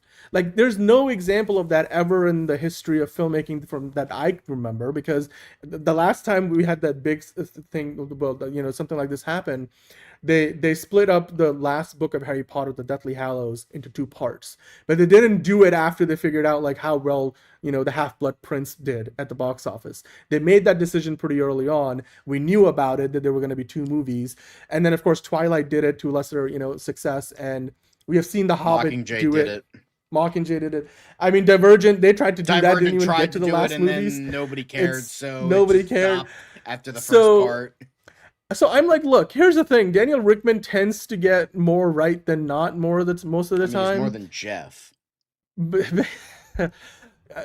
But ultimately, I like, it doesn't make any sense to me from a production standpoint that Disney and Marvel would be waiting for Doomsday to see how well it does for a movie, because again, it would make a little more sense if Secret Wars was coming out in 2028, but literally they come out a year apart. That means that by the time you know how well Doomsday is doing, you're less than a year away from Secret Wars, and at that point you're probably already deep into post-production. I mean, unless they have like I don't know, like they're looking at a script that's going to be over 200 pages, and if they cut it in half, they're like, okay, now we can make like 42-hour long movies. But I mean, it doesn't make any sense that they would already be doing a 4-hour long Secret Wars. Like, I get it. Like, see, the story of Secret Wars is one that is pretty extensive. There's a lot of characters, but they've done Civil War before. They did Avengers Infinity War, and those stories were huge in the comics, but they managed to pull it off in like, 1 movie, 2 movies tops total. Do you feel like it's realistic for Disney? Is it actually true that Disney Marvel is waiting to make a decision on splitting Secret Wars into 2 until Doomsday comes out and they know how well it did or not? Because this rumor has circulated for a while, but the idea that making that decision would hinge on Doomsday, to me, doesn't make any sense. I mean, what do you think about this? It's a little bit ridiculous, because it's just like, yeah, either do it or don't. Like, don't keep like being like, oh, maybe. It's just like, just fucking do it. I'm sure people will be into it. People have not totally lost hope on Marvel. Again, I don't think Doomsday is going to make $2 billion. But I don't think. I think, yeah, just fucking. I mean, I think they have started filming a little bit of Secret Wars because they were kind of back to back filming. They probably have some crossover, yeah. So there is I think I don't know. I think there is more to that, and I think they need to like not just wait around, because then it'll be too late after a certain point. And I don't think that's good for it just anybody. Like John, just take the Superman example, because we've talked about it so much with James Gunn. Like, he gave Superman in post-production almost a good year to get all the VFX and editing and everything done, the soundtrack and the score. And they were done filming about roughly a year before that movie came out. And it's not like they decided to, because it would be like the example would be like, okay, Supergirl came out, did so well, and then Man of Tomorrow is meant to come out a year later. That once Supergirl is almost done in theaters, let's say 4-6 weeks after it comes out in August, let's say in mid-July, early August, Peter Safran and James Gunn make a decision and be like, oh, Supergirl did really, really well. It actually made like $1 billion. I'm not saying it's gonna, but like in this scenario, like, oh my God, we didn't think it was gonna do that well. Let's split Man of Tomorrow into 2 movies. Meanwhile, James Gunn is like in production on Man of Tomorrow. Like it wouldn't make any sense because I'd imagine the Russos would be in post production on Secret Wars by the time Doomsday comes out. So the timeline doesn't make any sense. So if you guys are out there, like, look, and you see this rumor, well, again, the scoopers like Daniel Rickman tend to get some stuff right. This just doesn't make any sense. So I just wouldn't put it. Look, they could be making a decision on Secret Wars being 2 movies, and that could be a valid part of the story that that Daniel Rickman was breaking. But I don't think that decision will hinge on how well Doomsday does at the box office. Like it just doesn't make any sense from a timeline, from a production. That's not how movies work. So, but that being said, John, let's talk about and yeah, I mean we talked about the rumor here, but like there was another rumor like into a little bit more specifics, but yeah. There is another rumor out there, and I think this is from My Time to Shine. Or I don't know if this is also from Daniel Rickman, but I think this is also from Daniel Rickman. Yeah. But they were saying here that there are plans, because remember we talked about it for a while. Like, are we gonna get to see the return of Thanos as like a King Thanos from a parallel, like from another MCU timeline, like a parallel universe? And are we gonna see that in Doomsday? Well, now Daniel Rickman is saying it looks like we're gonna get Josh Brolin back playing, Thanos as the King Thanos version, but it's gonna be an Avengers Secret Wars. And whether he's on Doom's team or whatever context he fits in, do you believe this report that they are going to bring back? Because Josh Brolin has said in the not too distant past that he still talks to the Russos all the time. He's got a really good relationship, and if they called him, he would show up immediately. Like he seems to be he was implying that he knows maybe a little bit more than we do about the plans for Secret Wars. But do you think that King Thanos, or just Thanos in general, is coming back and Josh Brolin playing him in Secret Wars? I think I could see it, but like I can't imagine that it'll be the case. Like you're really bringing, like, oh, you're gonna have the opening scene with the Kangs all being murdered to show off how powerful Doctor Doom is. We're gonna have the Mad Titan come in with Secret Wars to show the power of God Emperor. Come on, it's ridiculous. It's a bit much. I don't think they should. I wouldn't be shocked if they did, but I don't think they should, because that's just ridiculous to me. But yeah, I'm gonna say it's possible that they bring him back, but I'm not putting bets on it just yet because we haven't even seen Doomsday. I have a feeling we might get more of a hint as to who will or will not be in Secret Wars once we have seen Doomsday, or at least seen a proper full trailer for the movie.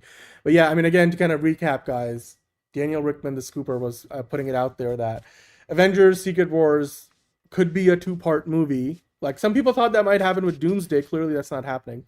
But apparently, according to Daniel Rickman, that decision by Disney to make Secret Wars into a 2-parter, they're gonna wait to make that decision until they see how well Doomsday does.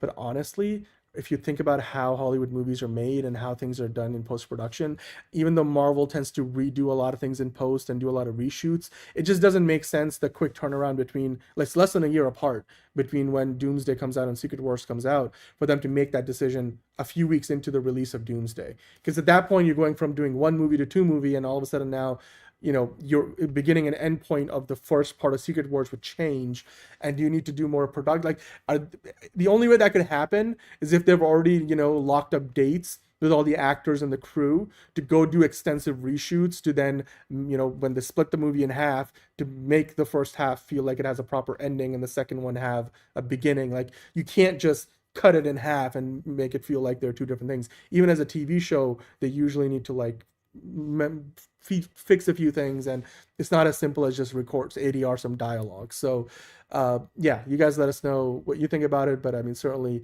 based on what John, you and I know about how film production works, at least at the studio level, and how quick of a turnaround there is between Doomsday and Secret Wars, I don't think they'll be splitting that Secret Wars movie in 2 just because Doomsday does well. If they're gonna do it, they will do it, and they will make that decision prior to going to production on Secret Wars this year. and it wouldn't have to do with how well Doomsday does ultimately. So let us know in the comments what you think about that. Of course, we have to move on from MCU Weekly today because now we got to talk about the quick hits. Lots of quick hits to get into today, John, as is usually the case at the beginning of the week. So why don't you walk us through the many quick hits, starting with Ralph Fiennes, one of the greatest actors in the world today. Yes. So people are reaching with this one. So he's saying like, I'm told, like, doing interviews for, Bone Temple. He's like, well, I'm told that they already filled it. I think Cillian Murphy's a good choice, a very, very good choice, which is a very popular fan cast. Has been a popular fan cast for fucking like at least a decade at this point. And I think they've cast it, haven't they? I don't know. I thought they had. No, this literally has nothing to do with anything. It's just like, hey, this guy who was literally just in the movie I am like doing press for right now. Oh, I think he'd be a good choice. Come on, I think people need to comment. I mean, people are reading a little too much into it. Would he be great? Yes.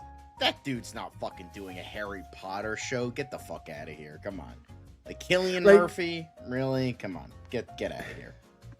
It's almost because like, the way he says it, like when he talks about it, like he's like, didn't I already say like Cillian Murphy would be a great fit? Like I thought they already cast, and then he kind of like tries to like almost backtrack it, but it's ultimately, I don't think he's giving anything away. And honestly, John, if Cillian Murphy was cast as Voldemort in the TV show, would we be surprised? Like, there's been plenty of instances like where fan casts that have been fan cast, in the role actors for years, ultimately did end up with the part in some iteration of a franchise. We talked about like David Cornsweet was fan cast for Superman for a while, and then James Gunn goes and picks him for the role. So it's happened before. I wouldn't be surprised. Cillian Murphy would be completely deserving. I just don't think Ralph Fiennes tripped up and gave anything away because I don't think no, he's just like, hey, my co-star would make a good choice. Yeah. Like, like just like how Simu Liu just said Melissa Barrera would make a great Wonder Woman. Oh, that means Wonder Woman's Melissa Barrera now. No, come on, like that's right. Just he was playing it up. I mean, and you know what? Great stamp of approval. Certainly, if Simu Liu is saying that she would be a good fit, then I would consider that. But ultimately, I don't think Ralph Fiennes would be privy to this information. So no, I don't think so. Let's keep on going. Yes. Next up, we have The Odyssey, and apparently, Travis Scott has joined the cast in an unexpected role, and I think it's safe to say he's going to murder this role, guys. He is going to absolutely murder and kill this role. Get it? Because his concert got people killed. Get it? Because Travis Scott's an asshole and his concert got people killed. I'm not going to make the world forget, Travis. I might be excited for this movie. It's unfortunate that you're in it, but I will not make the world forget that you got people killed. And then you threw metal fans under the bus because you're an asshole and a piece of shit that got people killed because you suck. So go fuck yourself. Yeah, Still well, excited for The Odyssey, by the way. If you go to we have a couple more links here because we do have a version. Well, the ad spot made it online, even though it's not officially been released. But there's a couple of accounts that kind of caught it. And we don't have to play the whole thing. But if you go to the next, that's if you go to the next thing, and we're good. That's it. We're good. So we don't get demonetized. Boom. They just like a few seconds. There he is. There he is, Travis Scott. Hey, look, that's not the only thing Travis Scott killed. Get it? Because he got people killed. Because he's a piece of shit. Because fuck Travis Scott. He's an asshole. Fuck you. Yeah, he also was part of that John Cena's turning heel storyline last year where he showed up at the beginning and then just never showed up again. So yeah, because he just decided he didn't want to do it anymore. So I don't know.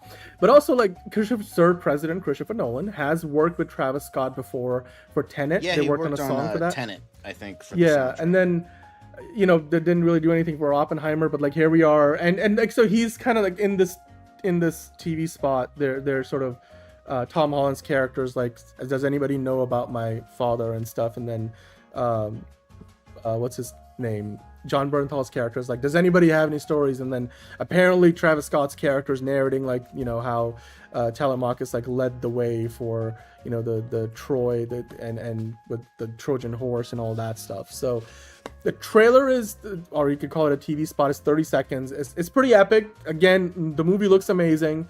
But yeah, did not have Travis Scott being in the Odyssey on my bingo card this weekend when I was watching the NFL playoffs. So yeah. Anyway, let's keep on going. I wouldn't imagine I'm still this is going to be a excited big for the role. movie. Like, here's the thing. David Fincher made Tyler Perry seem talented. Good directors can do a lot with bad. I mean, Christopher Nolan made it seem that fucking Harry Styles was a good actor. The man's a miracle worker. He can do a lot of shit. Still to this day, probably Harry Styles' best movie credit. That's not saying much because Dunkirk wasn't that great and neither was he in it, but like still, it was the best thing he's done. But anyway. I will say Dunkirk was more of a you feel it kind of a movie, and it was definitely like Christopher Nolan like doing one of his passion projects and making the most Nolan of is better not than a lot of Fincher. story. There, I said it. Because Nolan is still making, like, don't get me wrong, better. David Fincher is an excellent filmmaker. Nolan's better. Yep. All right, Without let's move on. But, Anyway, Travis Scott killed people, ladies and gents. I'm not going to make the world forget. Also, fuck you for thinking metal fans are pieces of shit when you, in fact, are the piece of shit. So, go fuck yourself, Travis. Anyway. Random thing I don't care about. Cool. Well, okay, so remember last week we talked about how I think it was Prue. If you go down in this article, I forget the name of the judge, but one of the long-time judges, Prue Leith. Sorry, I apologize.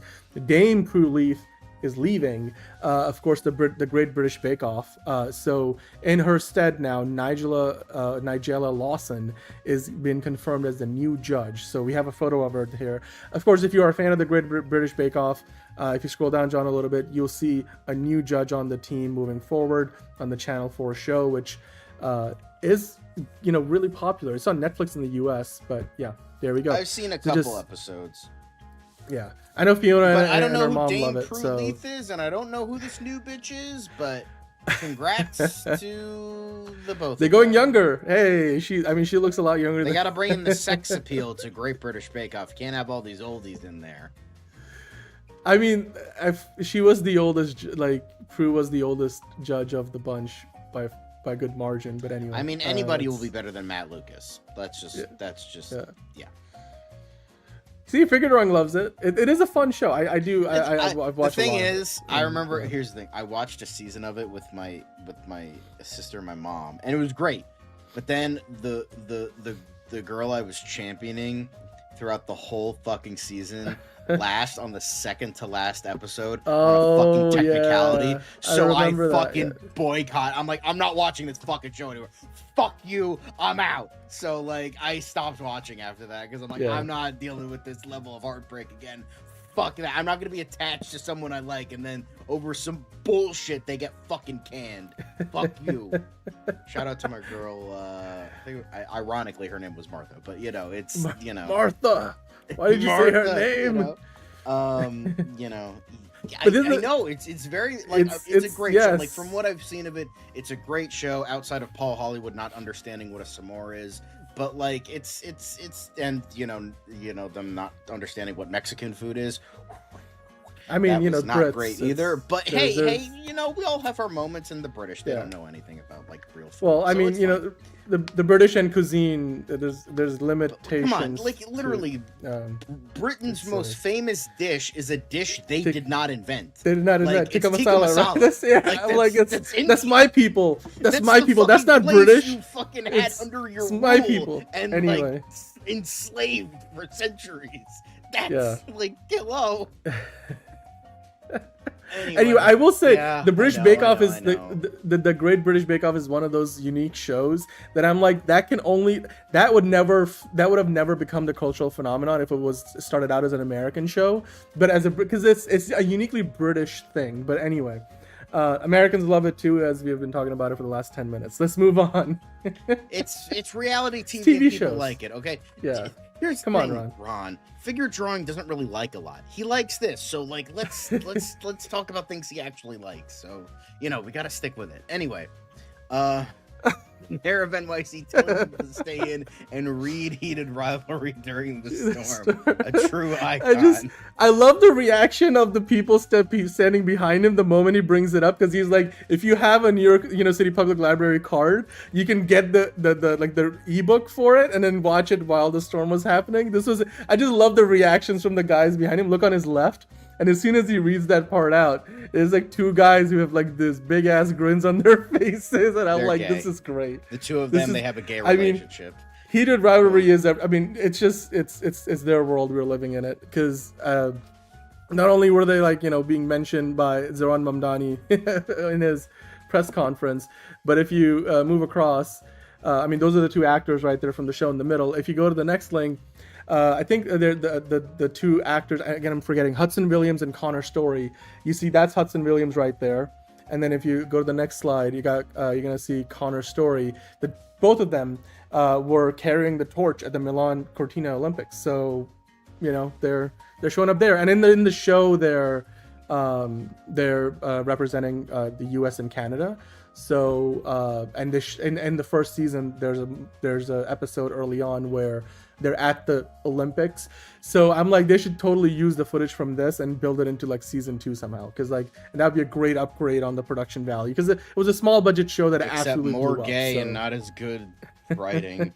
No offense to Heated Rivalry, it's a good show, but it's about it's like a romance. It's not like Breaking Bad. And you know what? It's not bad. It's not bad at all. I'm sure it's a great show. I just have no interest. I watched it. No offense. I binged the whole thing. Look, Fiona put me up to it, but I was like, you know what? Once you get past the first few episodes, I've got really invested, and they got another story that's sort of a crossover between the other books in the series. So if you do get into the book series, there might be other spin-offs from this as well down the road. So anyway, let's keep on going. Anyway, but moving on to another heated rivalry. Not really. But Spider-Man Brand New Day Director confirms one big change from the first 3 movies. Okay, the movie will actually be good? That's big change? Destin Daniel Cretton, who directed Shang-Chi, I'm going to TLDR it. He was basically saying he didn't want to he didn't want to say that this is his best work yet. He was saying, I don't want to put a stamp on it like that.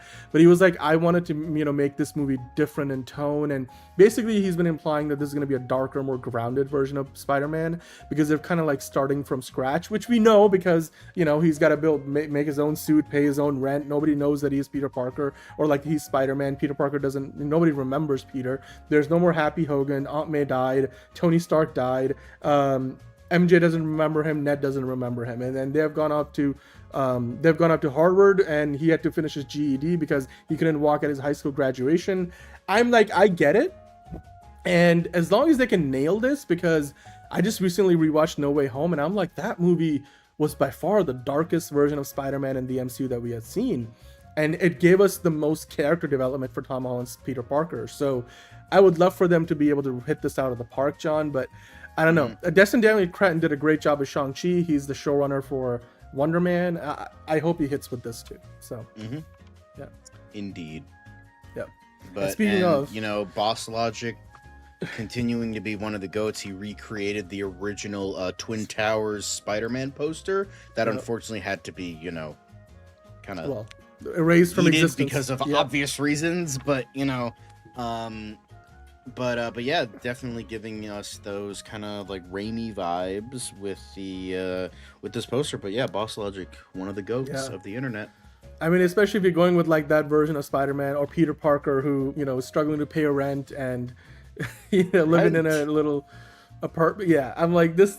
I would love to see this be an actual poster for the movie. But yeah, great work, Boss Logic. Ditkovich, where are you? Anyway. But The Testaments, Handmaid's Tale sequel series, sets premiere date at Hulu. Hulu has set April 8th for the premiere of The Testaments, the forthcoming sequel series to The Handmaid's Tale based on Margaret Atwood's novel of the same name. It stars Lucy Halliday and Chase Infinity, the latter of which is hot off the presses of One Battle After Another, after she got snubbed for Best Supporting Actress, but that's beside the point. I don't think she or Tiana Taylor should have been nominated. And I didn't even like that movie very much, so... But yeah, I don't think either Teyana Taylor or her should have been nominated. I think there were better options, but anyway, they didn't have enough. No, I don't think Teyana Taylor should have been nominated. Chase Infinity was the best part of the movie for me. She was the only storyline I actually liked from that entire movie. So, Yeah. Well, anyway, I mean, this show looks good so far, and if you're into The Handmaid's Tale, which they just ended the show a year ago, so they haven't been sitting on their laurels very long. They're gonna bring out the sequel really, really quickly. So, April 8th. Let's keep on going. But speaking of Wonder Man, Wonder Man was at risk of being Batgirl / Coyote versus Acme during the 2023 Hollywood strikes. Yeah, Marvel had a lot of confidence in this one. Holy shit. Well, one of the writers, Andrew Guest, on the show was talking about this, but look, it still doesn't reduce my enthusiasm for this. The show drops tomorrow, all 8 episodes. I'm going to binge them after the show. We're going to have Tier List Tuesday and everything, so once that's done, I'll binge it, and then I'm going to try to do a full 8-episode review later in the week, probably going to be Thursday, if I'm being honest, or maybe we'll wait till we do the Friday DCU Daily, but I'm still excited for this, and they keep on saying that this is gonna feel like it's more of an indie project. It's more focused on the actors. It's still on the docket, so we'll see if that's. Yeah, I mean, I have no idea if Armor Wars is still gonna happen, but I mean, Wonder Man. Look, this could low key be the best show the MCU puts out this year, so I'm excited for that. But we'll see. Indeed. Next up, Richard Gere joins the Off Week's Apple TV limited series. Hey, more Richard Gere. I'm watching him in The Agency, which is coming back with a new season on Paramount soon. So, yeah, this looks interesting. Yep. Anyway, Cody Smith-McPhee, Sam Reckner, and Aiden Young join Alan Ritchson in Amazon MGM's Navy SEAL movie. So, it's gonna be taking place during the Vietnam War. It's gonna be. I did not know it was like a period war film. Yeah, that's interesting. Okay. As long as stars Alan former Ritchson, Navy SEAL Mike Thornton, and director Patrick Hughes feature that takes place during the Vietnam War. So as long as Ritchson can keep an accent and not change it throughout the movie, I'll be okay. Or actually act, but that's asking a lot from him. So At least he's got Reacher to fall back on. So. Yeah, it doesn't require a lot of acting. Speaking of acting, American Civil War movie, Gettysburg 1863, rounds out cast. So we are getting another movie on the American Civil War, which is, something that's timely. Probably going to be very timely, applicable in the coming years. So, yeah. I mean, between that and the Civil War, we got like a couple of, was it last year or a couple of years ago? 2 years like with ago, A24. Woo! I just hope it's not foreshadowing. Let's just say that. But looking forward to it. And I mean, this is a great cast of characters. By the way, let's the guy on the middle top looks like a discount Alan Tudyk. The guy on the left looks like a discount Morgan Freeman. Yep, and gotta the say chick that. on the bottom right looks like discount Blake Lively. I was gonna say exactly all 3 of those things, and then the lady on the top left looks like a discount Rebecca Ferguson. So let's keep. Ooh, that's an insult to Rebecca Ferguson. Anyway. Jonathan Tropper says Star Wars Starfighter will not feature any legacy characters. You're not going to see any of the characters you've seen in other movies. And I will just scroll down to this wonderful little GIF that summarizes my reaction to that information. Yeah, Thank sure. goodness. Says the asshole who couldn't resist to put lightsaber fights in a fucking, Starfighter movie. Okay, get the fuck out of here. Nobody fucking believes that at all. That's like Andrew Garfield's like, I'm not in No Way Home. Yeah, sure, Jan. Okay.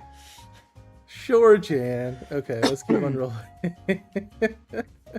Anyway. We have another Avengers Secret Wars Civil War rumor. movie with Wagner Moore and Kristen Dunst was really good. That and Warfare were excellent. Those were the movies that proved Alex Garland wasn't a shitty fucking director.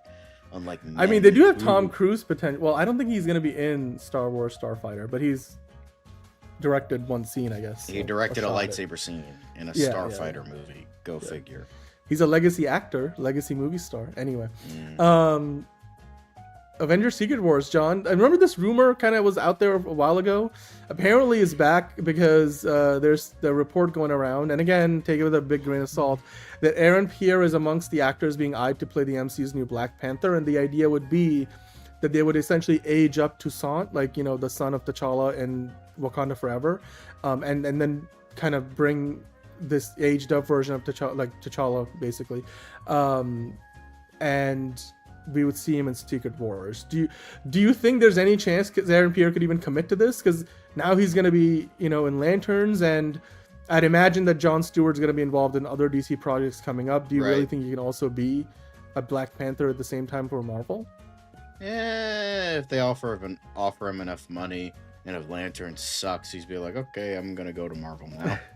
Because remember, there were rumors, and I don't know if it was ever confirmed, that we might see Aaron Pierre, Jon Stewart's Green Lantern in Man of Tomorrow in some kind of cameo or something, some way, shape, or form. So I just don't see it. I mean, Damson Idris more likely if they were gonna recast, or, you know, give us an older version of T'Challa's son also named T'Challa, because that's not confusing.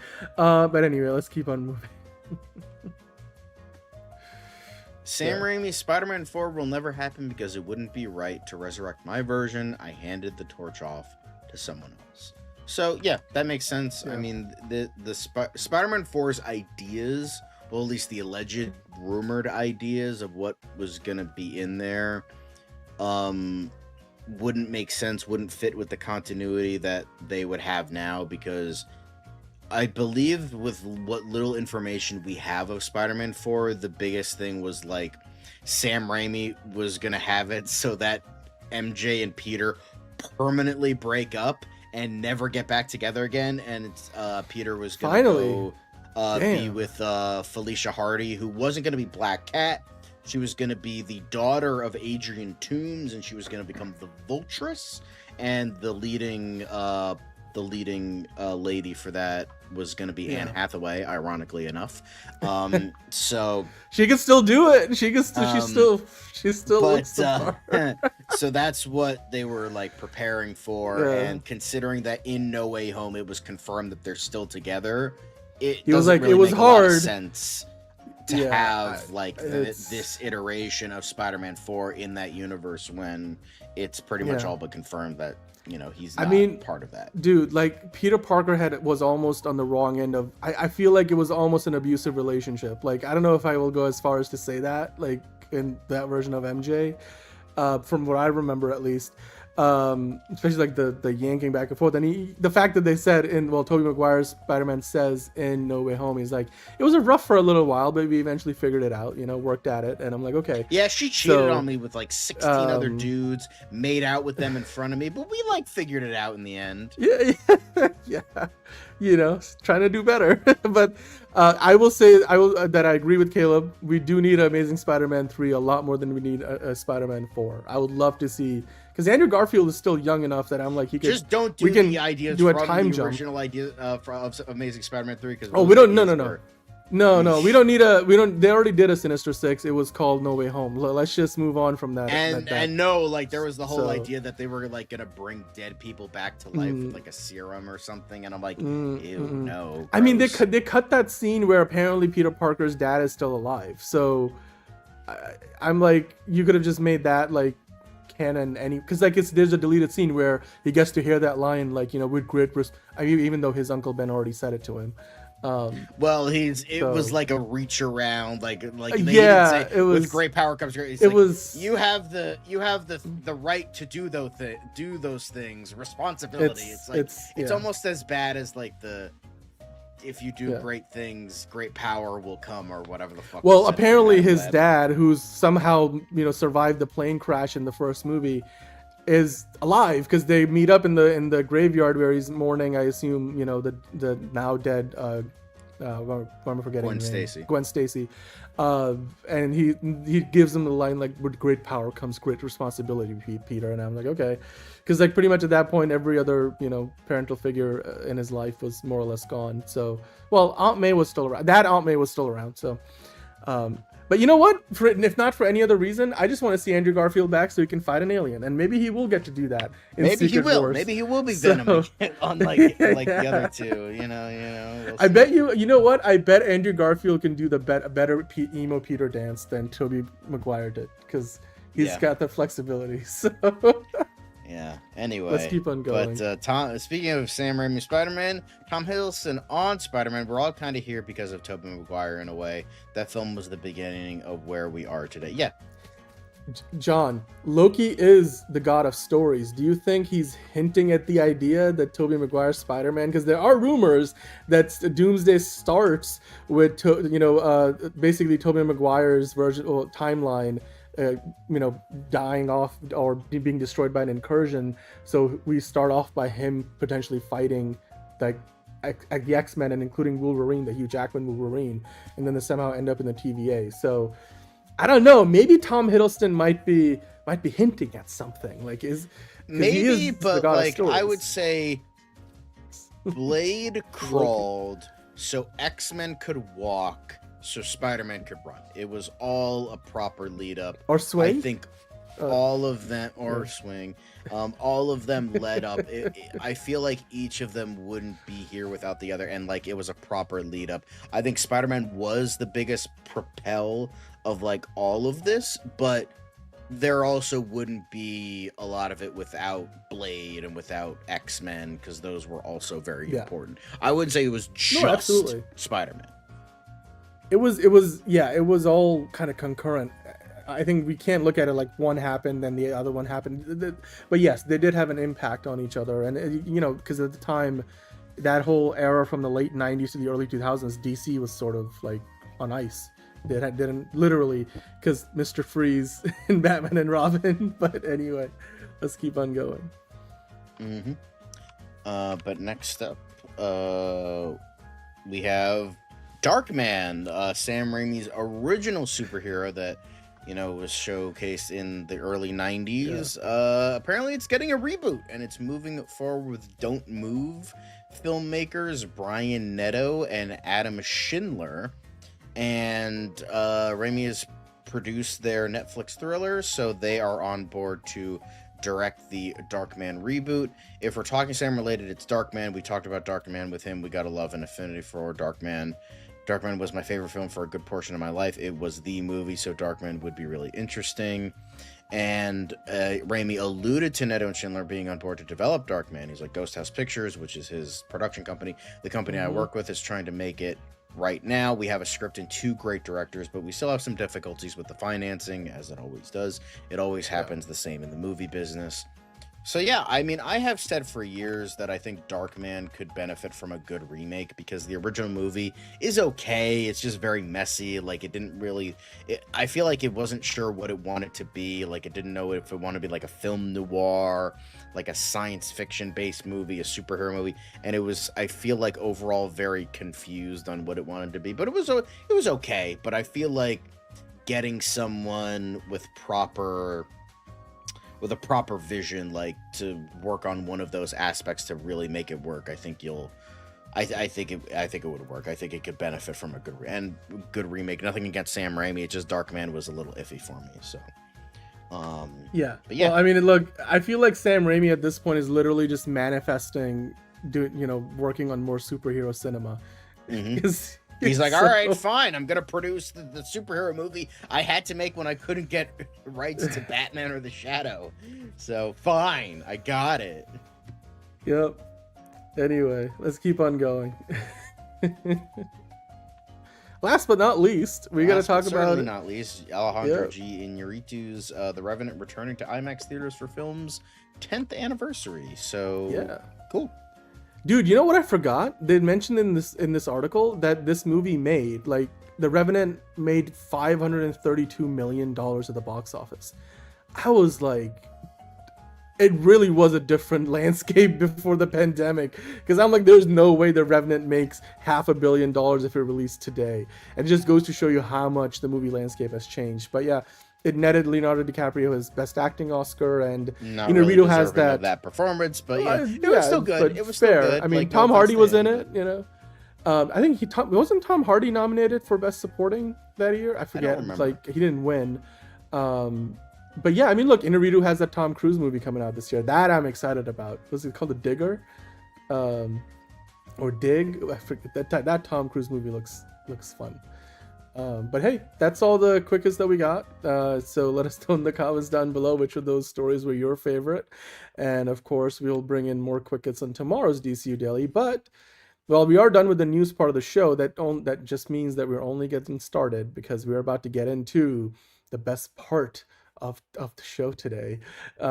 We might be bringing back something that, you guys probably first popped in on the channel doing, which was, of course, we talked a lot about the behind the scenes set photos from Superman when they were filming it in Ohio a couple of years ago. Well, it looks like Man of Tomorrow might be heading back there. So we'll get into that and so much more on the next part of the show. That is, of course, always blessed from the beginning. It's another project that's been blessed from the beginning. There's the shot right there. That. Okay, we don't need to see right there. Hey, buddy.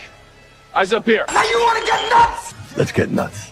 Here we go. Victory mine.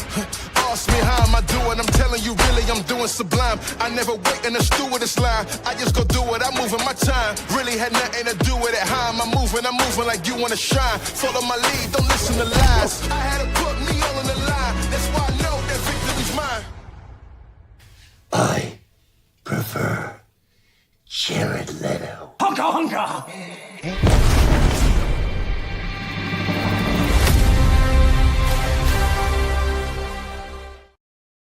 All right, welcome on into another episode of DCU Daily. Of course, as always, we've got a ton to get into. We're going to get into, well, from talking about the Arrowverse to talking about Lobo and Supergirl. We got some fan art to showcase.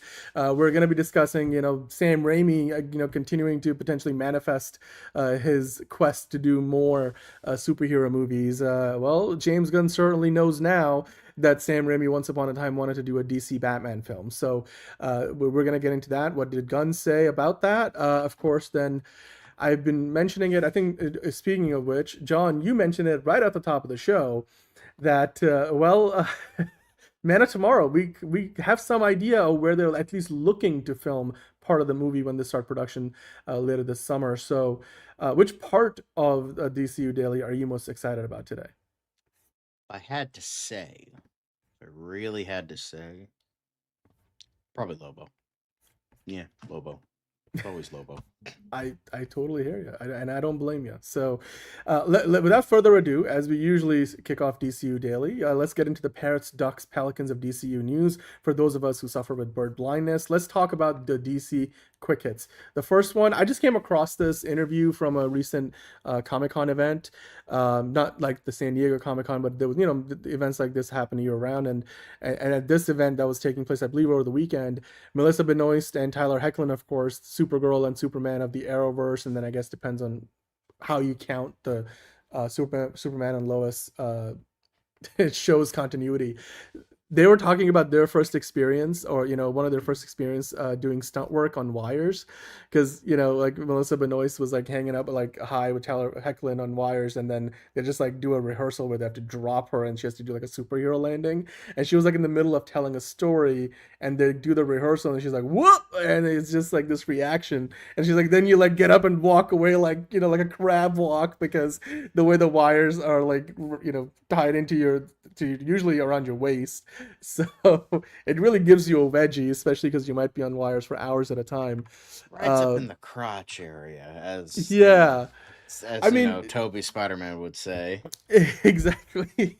I mean, John, I still kind of look back fondly at parts of Melissa Benoist's portrayal of Supergirl, and certainly, like, I think Tyler Hoechlin, redeemed his portrayal of Superman once he got on his own show. And while neither were perfect, they had a lot of promising, themes and ideas. And when they were really good, they were good. But they also had like really low. So I think the storytelling got really bad at times. But still, like overall, I look back at that time of DC television fondly. What about you? It's. I think there was some merit, mainly with the casting. I think Melissa Benoist could have been a really great Supergirl if she had good material to work with. That first season was good, and then it, when they moved to the CW, you could tell it went downhill. Tyler Hoechlin, as you said, didn't impress me until Superman and Lois. Stephen Amell was just too serious for Green Arrow. They clearly wanted to make a Batman show, but they didn't have the rights. So they just were like, all right, billionaire guy who becomes a hero, Green Arrow, fine. And so they just made Green Batman, and Stephen Amell is a very one-note actor, so, less said about his Casey Jones, the better. Um, but I think I think that there is.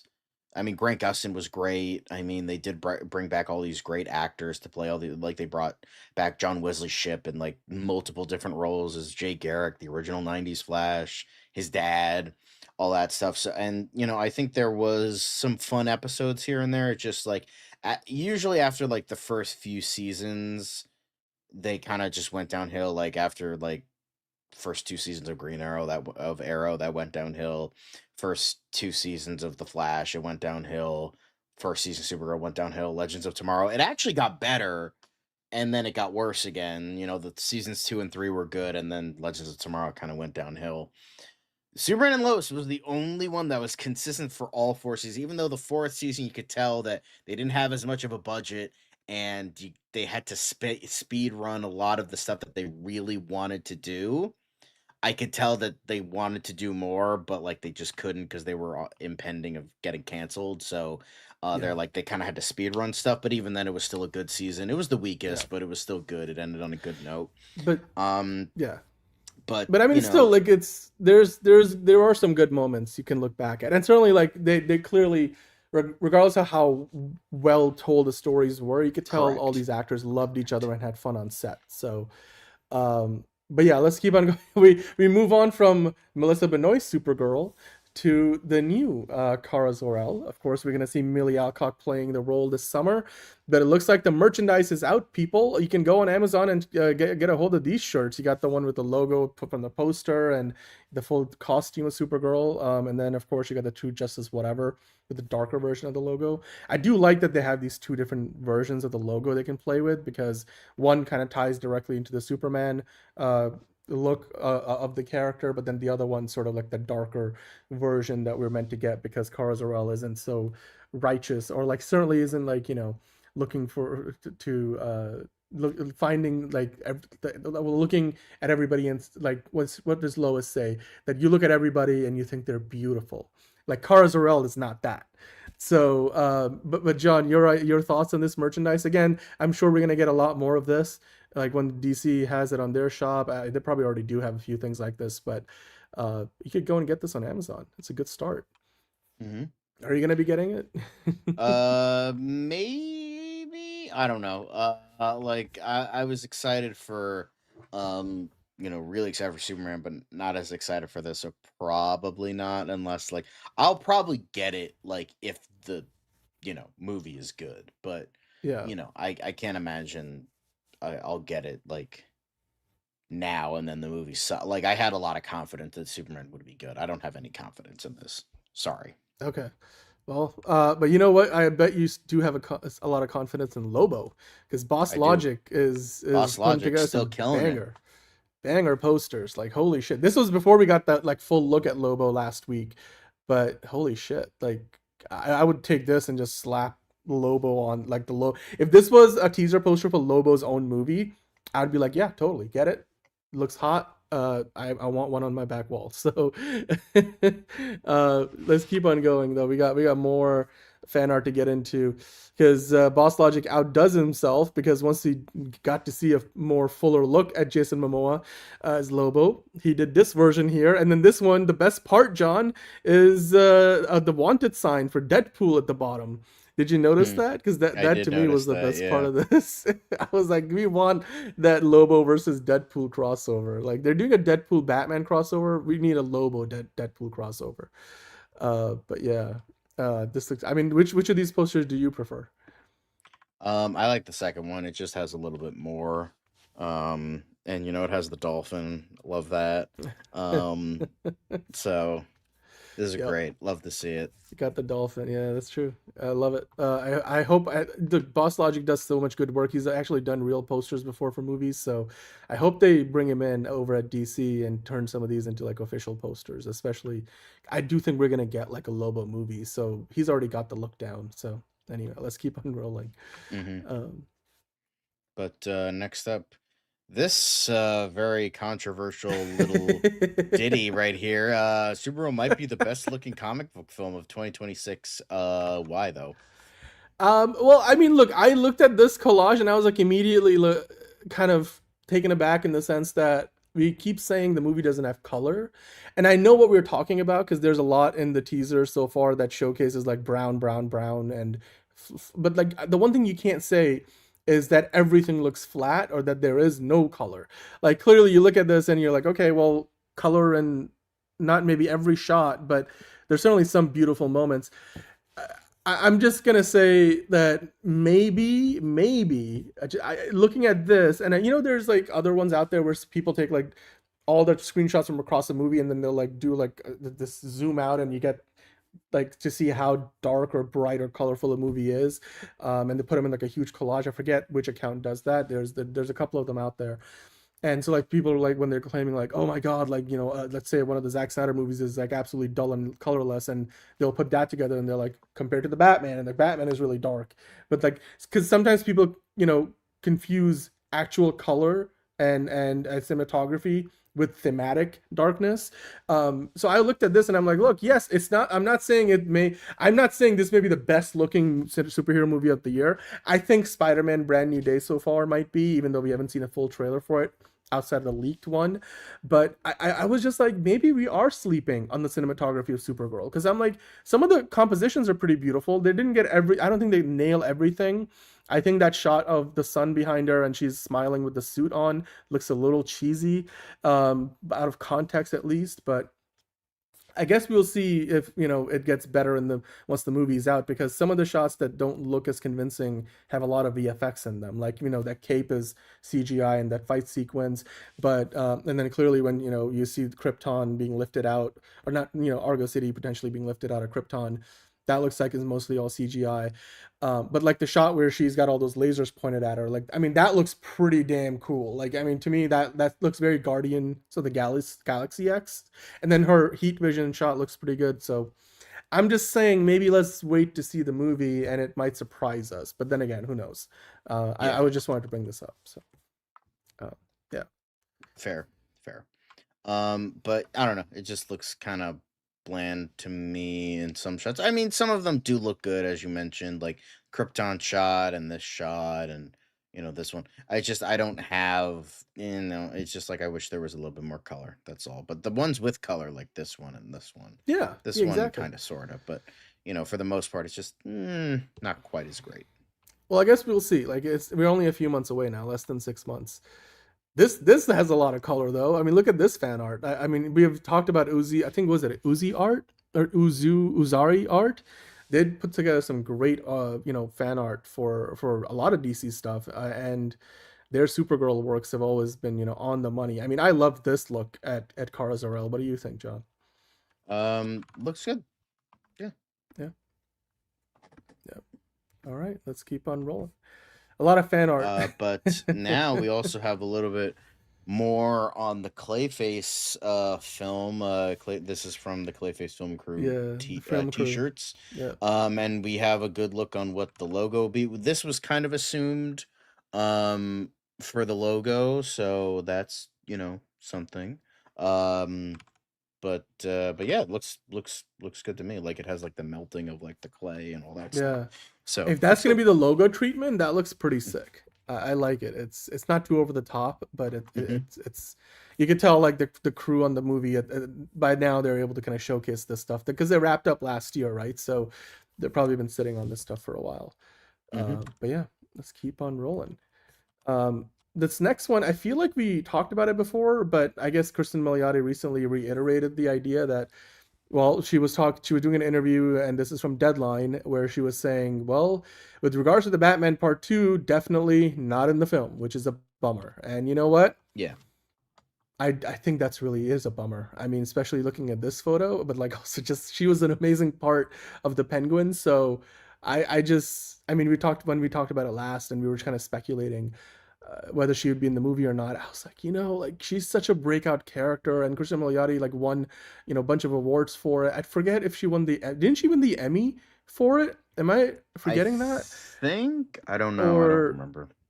she won like maybe it was the Golden Globe. I forget. But anyway, the point is, Kristen Milioti was one of the best parts of the Penguin, and that's, in a show where you have Colin Farrell just disappearing into the role, and I would love to have seen if, Kristen Milioti's Sofia Gigante would be mixing flavors with the Penguin or the Batman or whoever else in the Batman Part 2, because I could tell you it would have tasted better. So, and I realize that analogy, I'm extending it quite a far, but John, your thoughts on this? Would you have wanted to see her character, or do you think it might just be not a good fit, because we don't know where the story is going, but maybe they're just going away from the I think it's just so she's just gonna kind of be in Arkham Asylum, and then they're like, she's just not gonna be part of that story. Maybe they'll bring her in later, but yeah, I think yeah, that makes sense to me, that like they're just not going in this direction. Yeah. Well, I hope that, they do end up making that season 2 of the Penguin, because they've been talking about it, and I hope that she's back in that, because, again, award-winning performance in the first season. So hopefully we'll get to see more of her in the Becks, as they call it. Mm-hmm. So yeah. But here we go. Got Zack Snyder reminiscing once again. Great. From the very first, this is from the set of Batman v Superman. You can see the green screen at the back there, with the fight with the, what am I forgetting, Doomsday. And this was the first time, I guess, they tried the whole gauntlet smash thing. And this is shot on Zack Snyder's iPhone, probably in slow-mo, as you can tell. So, very on point. We all know the shot from the movie. It looks very different, but I guess they tried to, get a visual reference. So, yeah, I wonder if Zach's, because he does post other stuff, but it feels like, he knows what gets the engagement. Every other thing he posts is like something from his DCEU days. So clearly, I'm glad that he's come to peace. He's at peace with his work, So yeah. But anyway, let's keep on rolling. Is he bored with his life? No, I think he just wrapped up on the last photograph, his latest movie. He's probably going to do post-production on that soon. So yeah.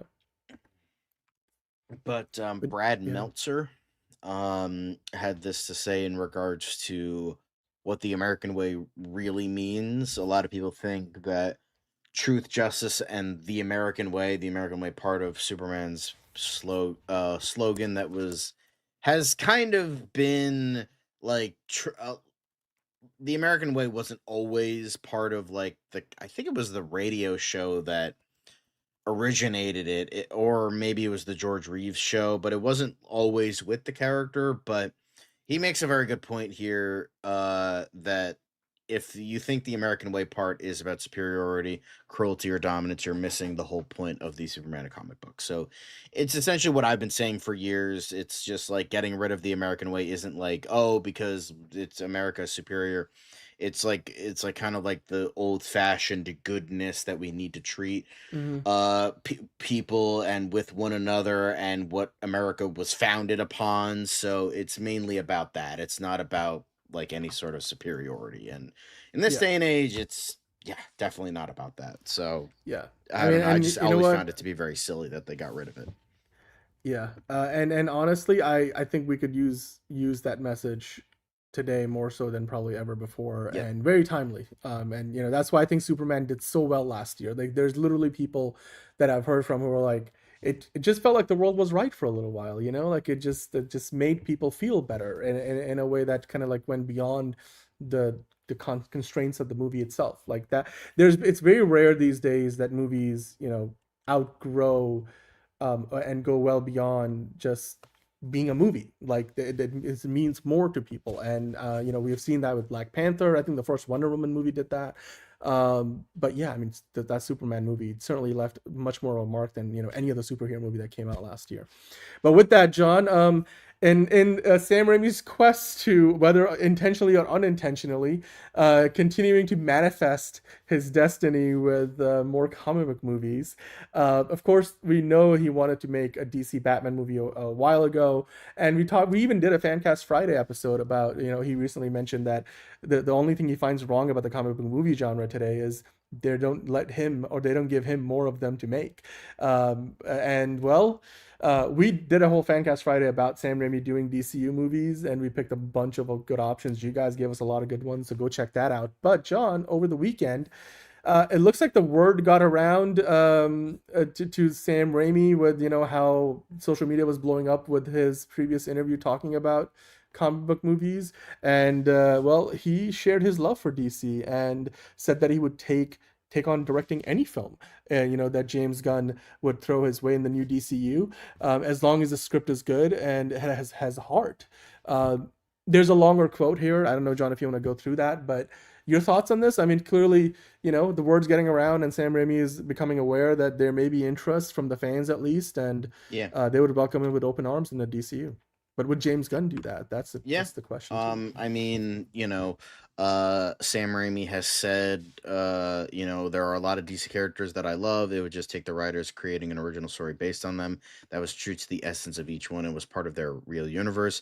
Something that wouldn't disappoint the fans, but rather something that reflected the love that fans have for the characters and that brought out their best moments, their characteristic conflicts, and the right challenges for the right hero. If it was a story that presented a real journey for that particular individual, then I would love to make the movie. I mean, as I've said before, Sam Raimi doesn't really tend to write his own films, and if he did, it was either a long time ago or like once in a blue moon. It was an exception, not the rule. So it's very clear that they would need to find a very good writer who understands these characters and who understands the people they're writing. Okay, not Christina Hodson, and get someone who is doing right by them. Then Sam Raimi will be like, "Yep, got it. We're good. We're here to do it." Yeah, exactly. And you know what? There's a reason why we call this segment "What Did Gunn Say?" Because while Sam Raimi is, of course, openly expressing interest in working with the DCU or in the DCU with DC Studios, the co-CEO of DC Studios, aka James Gunn, he got spammed by like this fan on, I forget if it was Instagram or Threads, but they were just spamming. Yeah, James Gunn's account would like, let Sam Raimi, make a movie, or like they were saying Sam Raimi said he wants to make a Batman movie, and then like they posted it like 10 times, and then James Gunn's response was, doesn't mean you have to spam. So, which I'm like, we do have to spam. Fair. We do have to spam. You know why? Because you won't get it through your thick fucking skull, James. That we want this man. The man that killed the Flash is still out there. The man who killed my Flash is still out there. And he's going to direct your goddamn Batman movie. So please, for the love of God, get Sam Raimi to fucking do this movie. Shit. I mean, look, I'll just say this. Sam Raimi could direct any character where he feels like he's going to be a good fit, and he's given a script that he, like he said, has heart. And I don't think James Gunn was unaware, like given how much of a comic book nerd he is, that Sam Raimi tried to do a DC Batman movie before, and obviously, has interest in potentially taking that on again. But it's one of those things where like the internet plays this game of telephone. I don't think fans should be spamming James Gunn, especially considering that he's, very generous with his time and answering questions a lot more than, somebody like a Kevin Feige or really anybody in that kind of a position of power usually does in Hollywood. So let's be nice. I'm sure James Gunn was aware of this. I mean, if he wasn't, he certainly is now. I'm sure somebody would have passed him a note. But yeah, maybe we'll get to see Sam Raimi do something else. I mean, again, it's also supposedly pretty circumstantial at best whether Andy Muschietti would still be involved with the Batman Brave and the Bold once the script is ready, like we talked about it last week. So who knows? I mean, it sounds like Sam Raimi is certainly raising his hand as being like, I'm ready to come in and do a movie. If you need a director and you got a good script and it's got heart, I would not hesitate to come and join. So, but you know what, John? I don't know if you're aware of this. I would bet you are aware of this, but apparently there was an Easter egg all the way back in the Dark Knight, speaking of Sam Raimi and Batman movies, where the poster for Spider-Man 3 was seen in the background. I think it's like a bus stop or like a parking garage or something. That makes sense. They were filming in 2007. Yeah. So it makes sense that they would have, and they just like, it's like blurred in the background, so they chose not to like remove it or anything. But it's like Sam Raimi technically already has a connection to probably the greatest Batman movie ever made. It's like, Come on. I mean, John, this was kind of fun. I was like, wait a second. Yeah. All these what these would've made The stars are Dark Knight aligning. even better? Emo Peter dancing.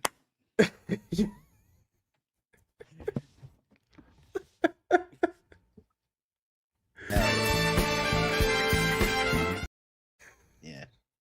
Hell yeah. Yep, we got the receipts. But yeah, I just thought this was clever. I'm just like, it's if the universe was ever telling you that Sam Raimi should finally direct, that Batman movie he's wanted, I'm like, it's all there. It's all there, people. Like it's all coming good for Sam Raimi and is manifesting his dreams to direct more comic book films. But hey, we do want to talk a little bit more about what did Gunn say, John, because last year in Superman, I felt like probably one of the best parts of the movie was Crypto. In fact, he was like the heart of the film. And well, James Gunn recently was celebrating over the weekend the first appearance of Crypto in Action Comics. You can see here Adventure he posted Comics. Difference. Adventure Comics. Sorry, I missed said that. But you want to read what James Gunn said, and of course he posted an image from the Adventure Comics cover. Image, and he says, "Happy anniversary to my very favorite comic characters, Crypto." I think he's to one of my very favorite comic book characters, Crypto, who first appeared in Adventure Comics number 210 by Otto Binder with art by Kurt Swan. Crypto returns to movie screens in Supergirl this summer. So, yeah, and I just wanted to take a moment and be like, James Gunn coming from the MCU and having, worked under Kevin Feige and for better or for worse, seeing how Disney is able to just absolutely, capitalize on things like Grogu, Baby Yoda, or like, any other, number of cute creatures and characters that would make, for millions, billions of dollars in merchandise sale. And if the movie doesn't do well, like the merchandise itself will make up any of the differences. James Gunn knew, and I think he's an absolute genius for having a story built into the story arc within the DCU so far, where we got to see Crypto for pretty much the entirety of Superman. In fact, Crypto is pretty much central to the story from the very first sequence where he's dragging Superman to the Fortress of Solitude, all the way to the end where he's dragging Lex Luthor across his, in his evil lair that flies. He goes from that to now he goes into Supergirl because Kara picks him up because Superman was fostering him. I'm like, James Gunn, you are a genius because you know what you're doing. And Peter Safran, I bet, was just really proud of the idea that James Gunn, figured out a way. I'm not saying James Gunn was the only one who probably made that call. Like, it was all the other people in the writing room, maybe even Peter Safran, that they found, a great way to have Crypto be in the very first two DCU movies, from Superman to Supergirl. And I'm sure we're going to get to see him in probably Man of Tomorrow or it's other continuations in the DCU, John. It just again, from if I was like trying to run a movie studio and something right out the gate and be like, how do we make iconic characters come to life and just embed them into pop culture, and you already are working with Superman. I'm like, Crypto is now, more of a good boy and more popular than he's ever been before. So I'm just excited to see him in Supergirl. He might be the saving grace for the movie. Crypto is the best boy. He's not even a good dog, but like he's probably scared somewhere. So he's like, I'm just like, I relate to that part of Superman. It's some of the heart of the movie, and I can't wait to see how his relationship with Kara is explored in Supergirl, and whether we call it Woman of Tomorrow or not. But John, I guess that's all we got for What Did Gunn Say? But there is another story, the main event of the show today. We have to talk about it. A lot of you guys watching right now probably found this channel and started watching DCU Daily back when we were first discussing pretty much on a day-to-day basis, every day, 5 days a week. We were talking about all the behind-the-scenes set photos of Superman when they were filming in Ohio, they were filming in Cleveland, they were filming in Cincinnati. There's the shot right there. Now, I'll zoom into this. Okay, we don't need to see right there bulge, but I'm just like, I don't know. Do we need that? Like, because it's sort of like, what function does it serve other than to highlight the fact that Superman's got some padding there potentially to make this? I mean, movie a little... I hate to break it to you, but every man on planet Earth has a dick and balls. Like, I don't know how you're supposed to hide that. Like, obviously, like in camera, they're gonna probably do some like cropping out. They're gonna like smooth it down a little bit so we don't see David Corn Sweat's schwans in our fucking faces all the time. But I'm sorry, it's like a woman who has really big breasts, and it's like she's like, I can't put them anywhere. What do you want me to do? So it's like it makes sense. Like if it's like he has a big package. Like I don't know what to really say about that. Yep. So I think based on what we're going to talk about now, it may be, just about time for us to have the return of Bulge Watch, because this summer it looks like, when Man of Tomorrow is going to be in production, John. I saw this online. Somebody did a little bit of sleuthing on the Ohio Film and Tax Commission, or whatever they're called. Yeah, the Ohio Motion Picture Tax Credits website, and they were digging up, because it's public information, so it's not like you have to dig too hard, but you could see all the productions that have applied for the motion picture tax credit, and amongst those is a movie by the name of Exodus, which we know is the working title for Man of Tomorrow. And well, they've applied for that tax credit, pretty much the same program that Superman was a part of, and we know they saved a lot of money for the budget of the movie. And of course, because of that, they were able to film in Cleveland, the birthplace of Superman, a lot of the scenes, and then of course, basically set Metropolis as the backdrop of the movie, and the real life home of Superman at Cleveland ended up becoming, sort of like the stand-in for Metropolis in the film.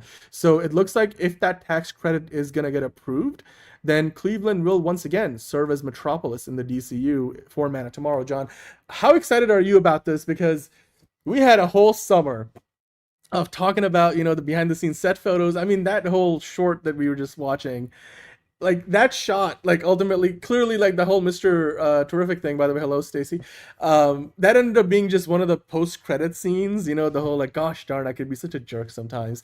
Like it wasn't even in the rest of the movie. It's like what do you want me to do? Like take it apart and put it back together again? But it made for a great summer of Bulge Watch, so I mean, I can't wait to do more of it. I mean, got more great fan art here for Superman. I'm sure we're gonna see a lot of the Man of Steel as well as Lex Luthor. But how excited are you for Bulge Watch: The Return this summer on DCU Daily, John? How excited are you? So exciting. I'll be even more excited if Man of Tomorrow actually does this for the fucking popcorn bucket instead of a fucking newspaper stand. It's Get right outta here there with that shit. It's right there. Like it's just, guys, it's come on. It's beautiful.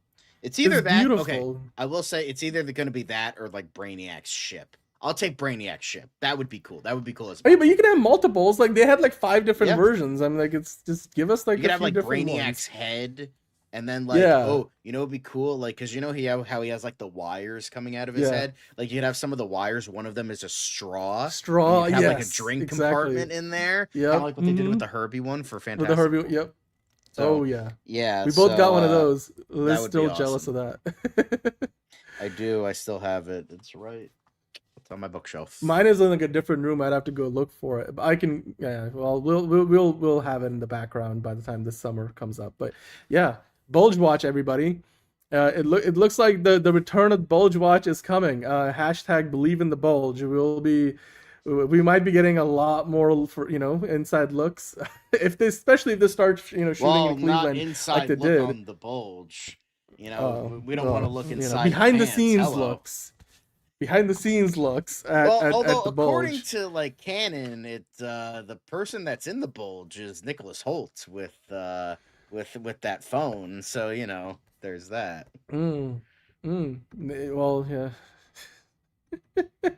I will say though, we've already seen that photo of David Cornsword getting back in the gym, although like he wasn't like exactly, wearing a short, sleeveless shirt and posing for the camera. He was just like behind one of his friends' selfies. But I hope we get to see more of that stuff, because that was some of the most fun stuff we have done on this show since the beginning, and I can definitely tell you that Bulge Watch: The Return will be blessed from the start, or blessed from the beginning. So, and Pacerland, that's a great question, John. I would think that Superman would have a new suit, right? Or like when we say new suit, maybe it's just minor changes. Like technically in canon, Superman's suit from Man of Steel, the Henry Cavill Superman from Man of Steel to BVS, like Batman v Superman, was basically the same suit, except we could tell if you put them side by side, one looks a bit more colorful and there's some other nuanced changes. Do you think they'll do something similar? Because I mean, I feel like if I remember correctly, James Gunn had mentioned that the suit would evolve over time, right? Yeah, I mean, I just get rid of the collar, get rid of the lines, and you're pretty much goaded right there. Is maybe make it a little bit bluer, but honestly, everything else is perfect. Like, just get rid of those two things because those are the only two things I don't like. So, Yeah, I mean, and look, not everybody, had a mixed feelings about it. Ron loved the suit, and Caleb wants it to be more like All-Star Superman. Well, I would say simplifying it a little bit would be good, but given James Gunn's pedigree with what he did with the Guardian suits, and then his design philosophy for all the metahumans so far, like the suits, they're grounded in a certain sense of reality. He doesn't want to have like really shit, form-fitting suits either. So, and I think the trunks are gonna stay, like you're saying, Caleb. They made that choice. Like you don't change that now. It's like the whole suit would look very different if them, and then you can't do the popcorn bucket, So, but yeah, I mean, hey, it looks like they've applied for the same tax credit, the production tax credit in Ohio, and Man of Tomorrow starts filming this spring or summertime, and well, if James Gunn is going to continue to do what he did with the first movie, I bet you a lot of those shots will probably be outside in downtown Cleveland and other parts of the city, maybe even Cincinnati, because I'm sure we're going to get more of the Hall of Justice. So I can't wait to bring those photos to you guys like we did last time. And Cleveland.com did a lot of good coverage with their photographers, always parked up on a roof somewhere nearby getting all the shots. And I'm sure we'll have more speculation about bulges and whatever other characters we're going to see. That's the first time we got to see Mr. Terrific's comic accurate suit. We got to see him shoot what was a deleted scene with Crypto. So John, I'm excited for the return of Bulge Watch. I'm sure we're gonna have more iconic moments. Anything else you want to add to that before we wrap up? No, I just think very exciting new chapter for DCU Daily, even though it's technically continuing of a previous chapter, but the Bulge Watch, the return this summer on DCU Daily. Somehow we need Bulge like Watch returned. We need like the Don LaFontaine like voiceover, like Bulge Watch this summer, Bulge Watch the return, coming to DCU Daily, or like coming to a YouTube channel near you. Or we need like on DCU Daily. We need the blind surfer to come in and do like a to do a narration. We might need to do a teaser trailer for Bulge Watch, especially if they get the approval. I'm gonna keep an eye on this space, because we'll be doing a lot of sleuthing over the summer, because not only are they going to be filming Man of Tomorrow, but they're also going to be filming the Batman Part 2. So and while the Batman, the first Batman movie with Robert Pattinson, they didn't really give up a lot, because a lot of it was shot on volume stages and sets built on backlots of Pinewood, well, not Pinewood, but like Warner Brothers Leavesden and over on the West Coast. So hopefully we'll get to take a look at both of those movies, and then as well as the filming of Avengers Secret Wars, whether it's one part or two parts. So with all that said, John, I think we're done for today's show. I just wanted to kind of quickly do a shout out.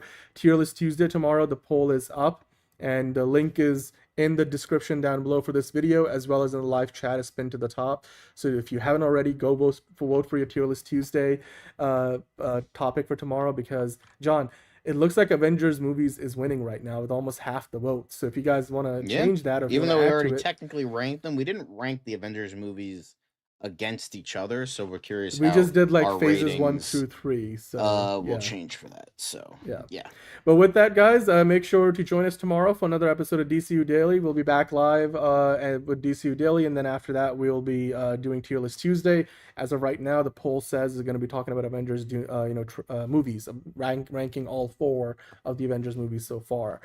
So join us for that, and we'll be. I'm pretty sure we're going to try to go live tomorrow by 9 p.m. Eastern time. So keep an eye out out for that. And until then, as we are usually at the beginning, we are at the end. #blessed and #BulgeWatch, the return this summer on DCU Daily. You'll see you tomorrow. It's another project that's been blessed from the beginning. There's the shot right there. That. Okay, we don't need to see chorus. Right there. Hey, buddy. Eyes up here. Now you want to get nuts? Let's get nuts. Here we go. Victory mine. Ask me how am I doing? I'm telling you, really, I'm doing sublime. I never wait in a stewardess line. I just go do it. I'm moving my time. Really had nothing to do with it. How am I moving? I'm moving like you want to shine. Follow my lead. Don't listen to lies. I had to put me all on the line. That's why I know that victory's mine. I prefer Jared Leto. Hunka hunka!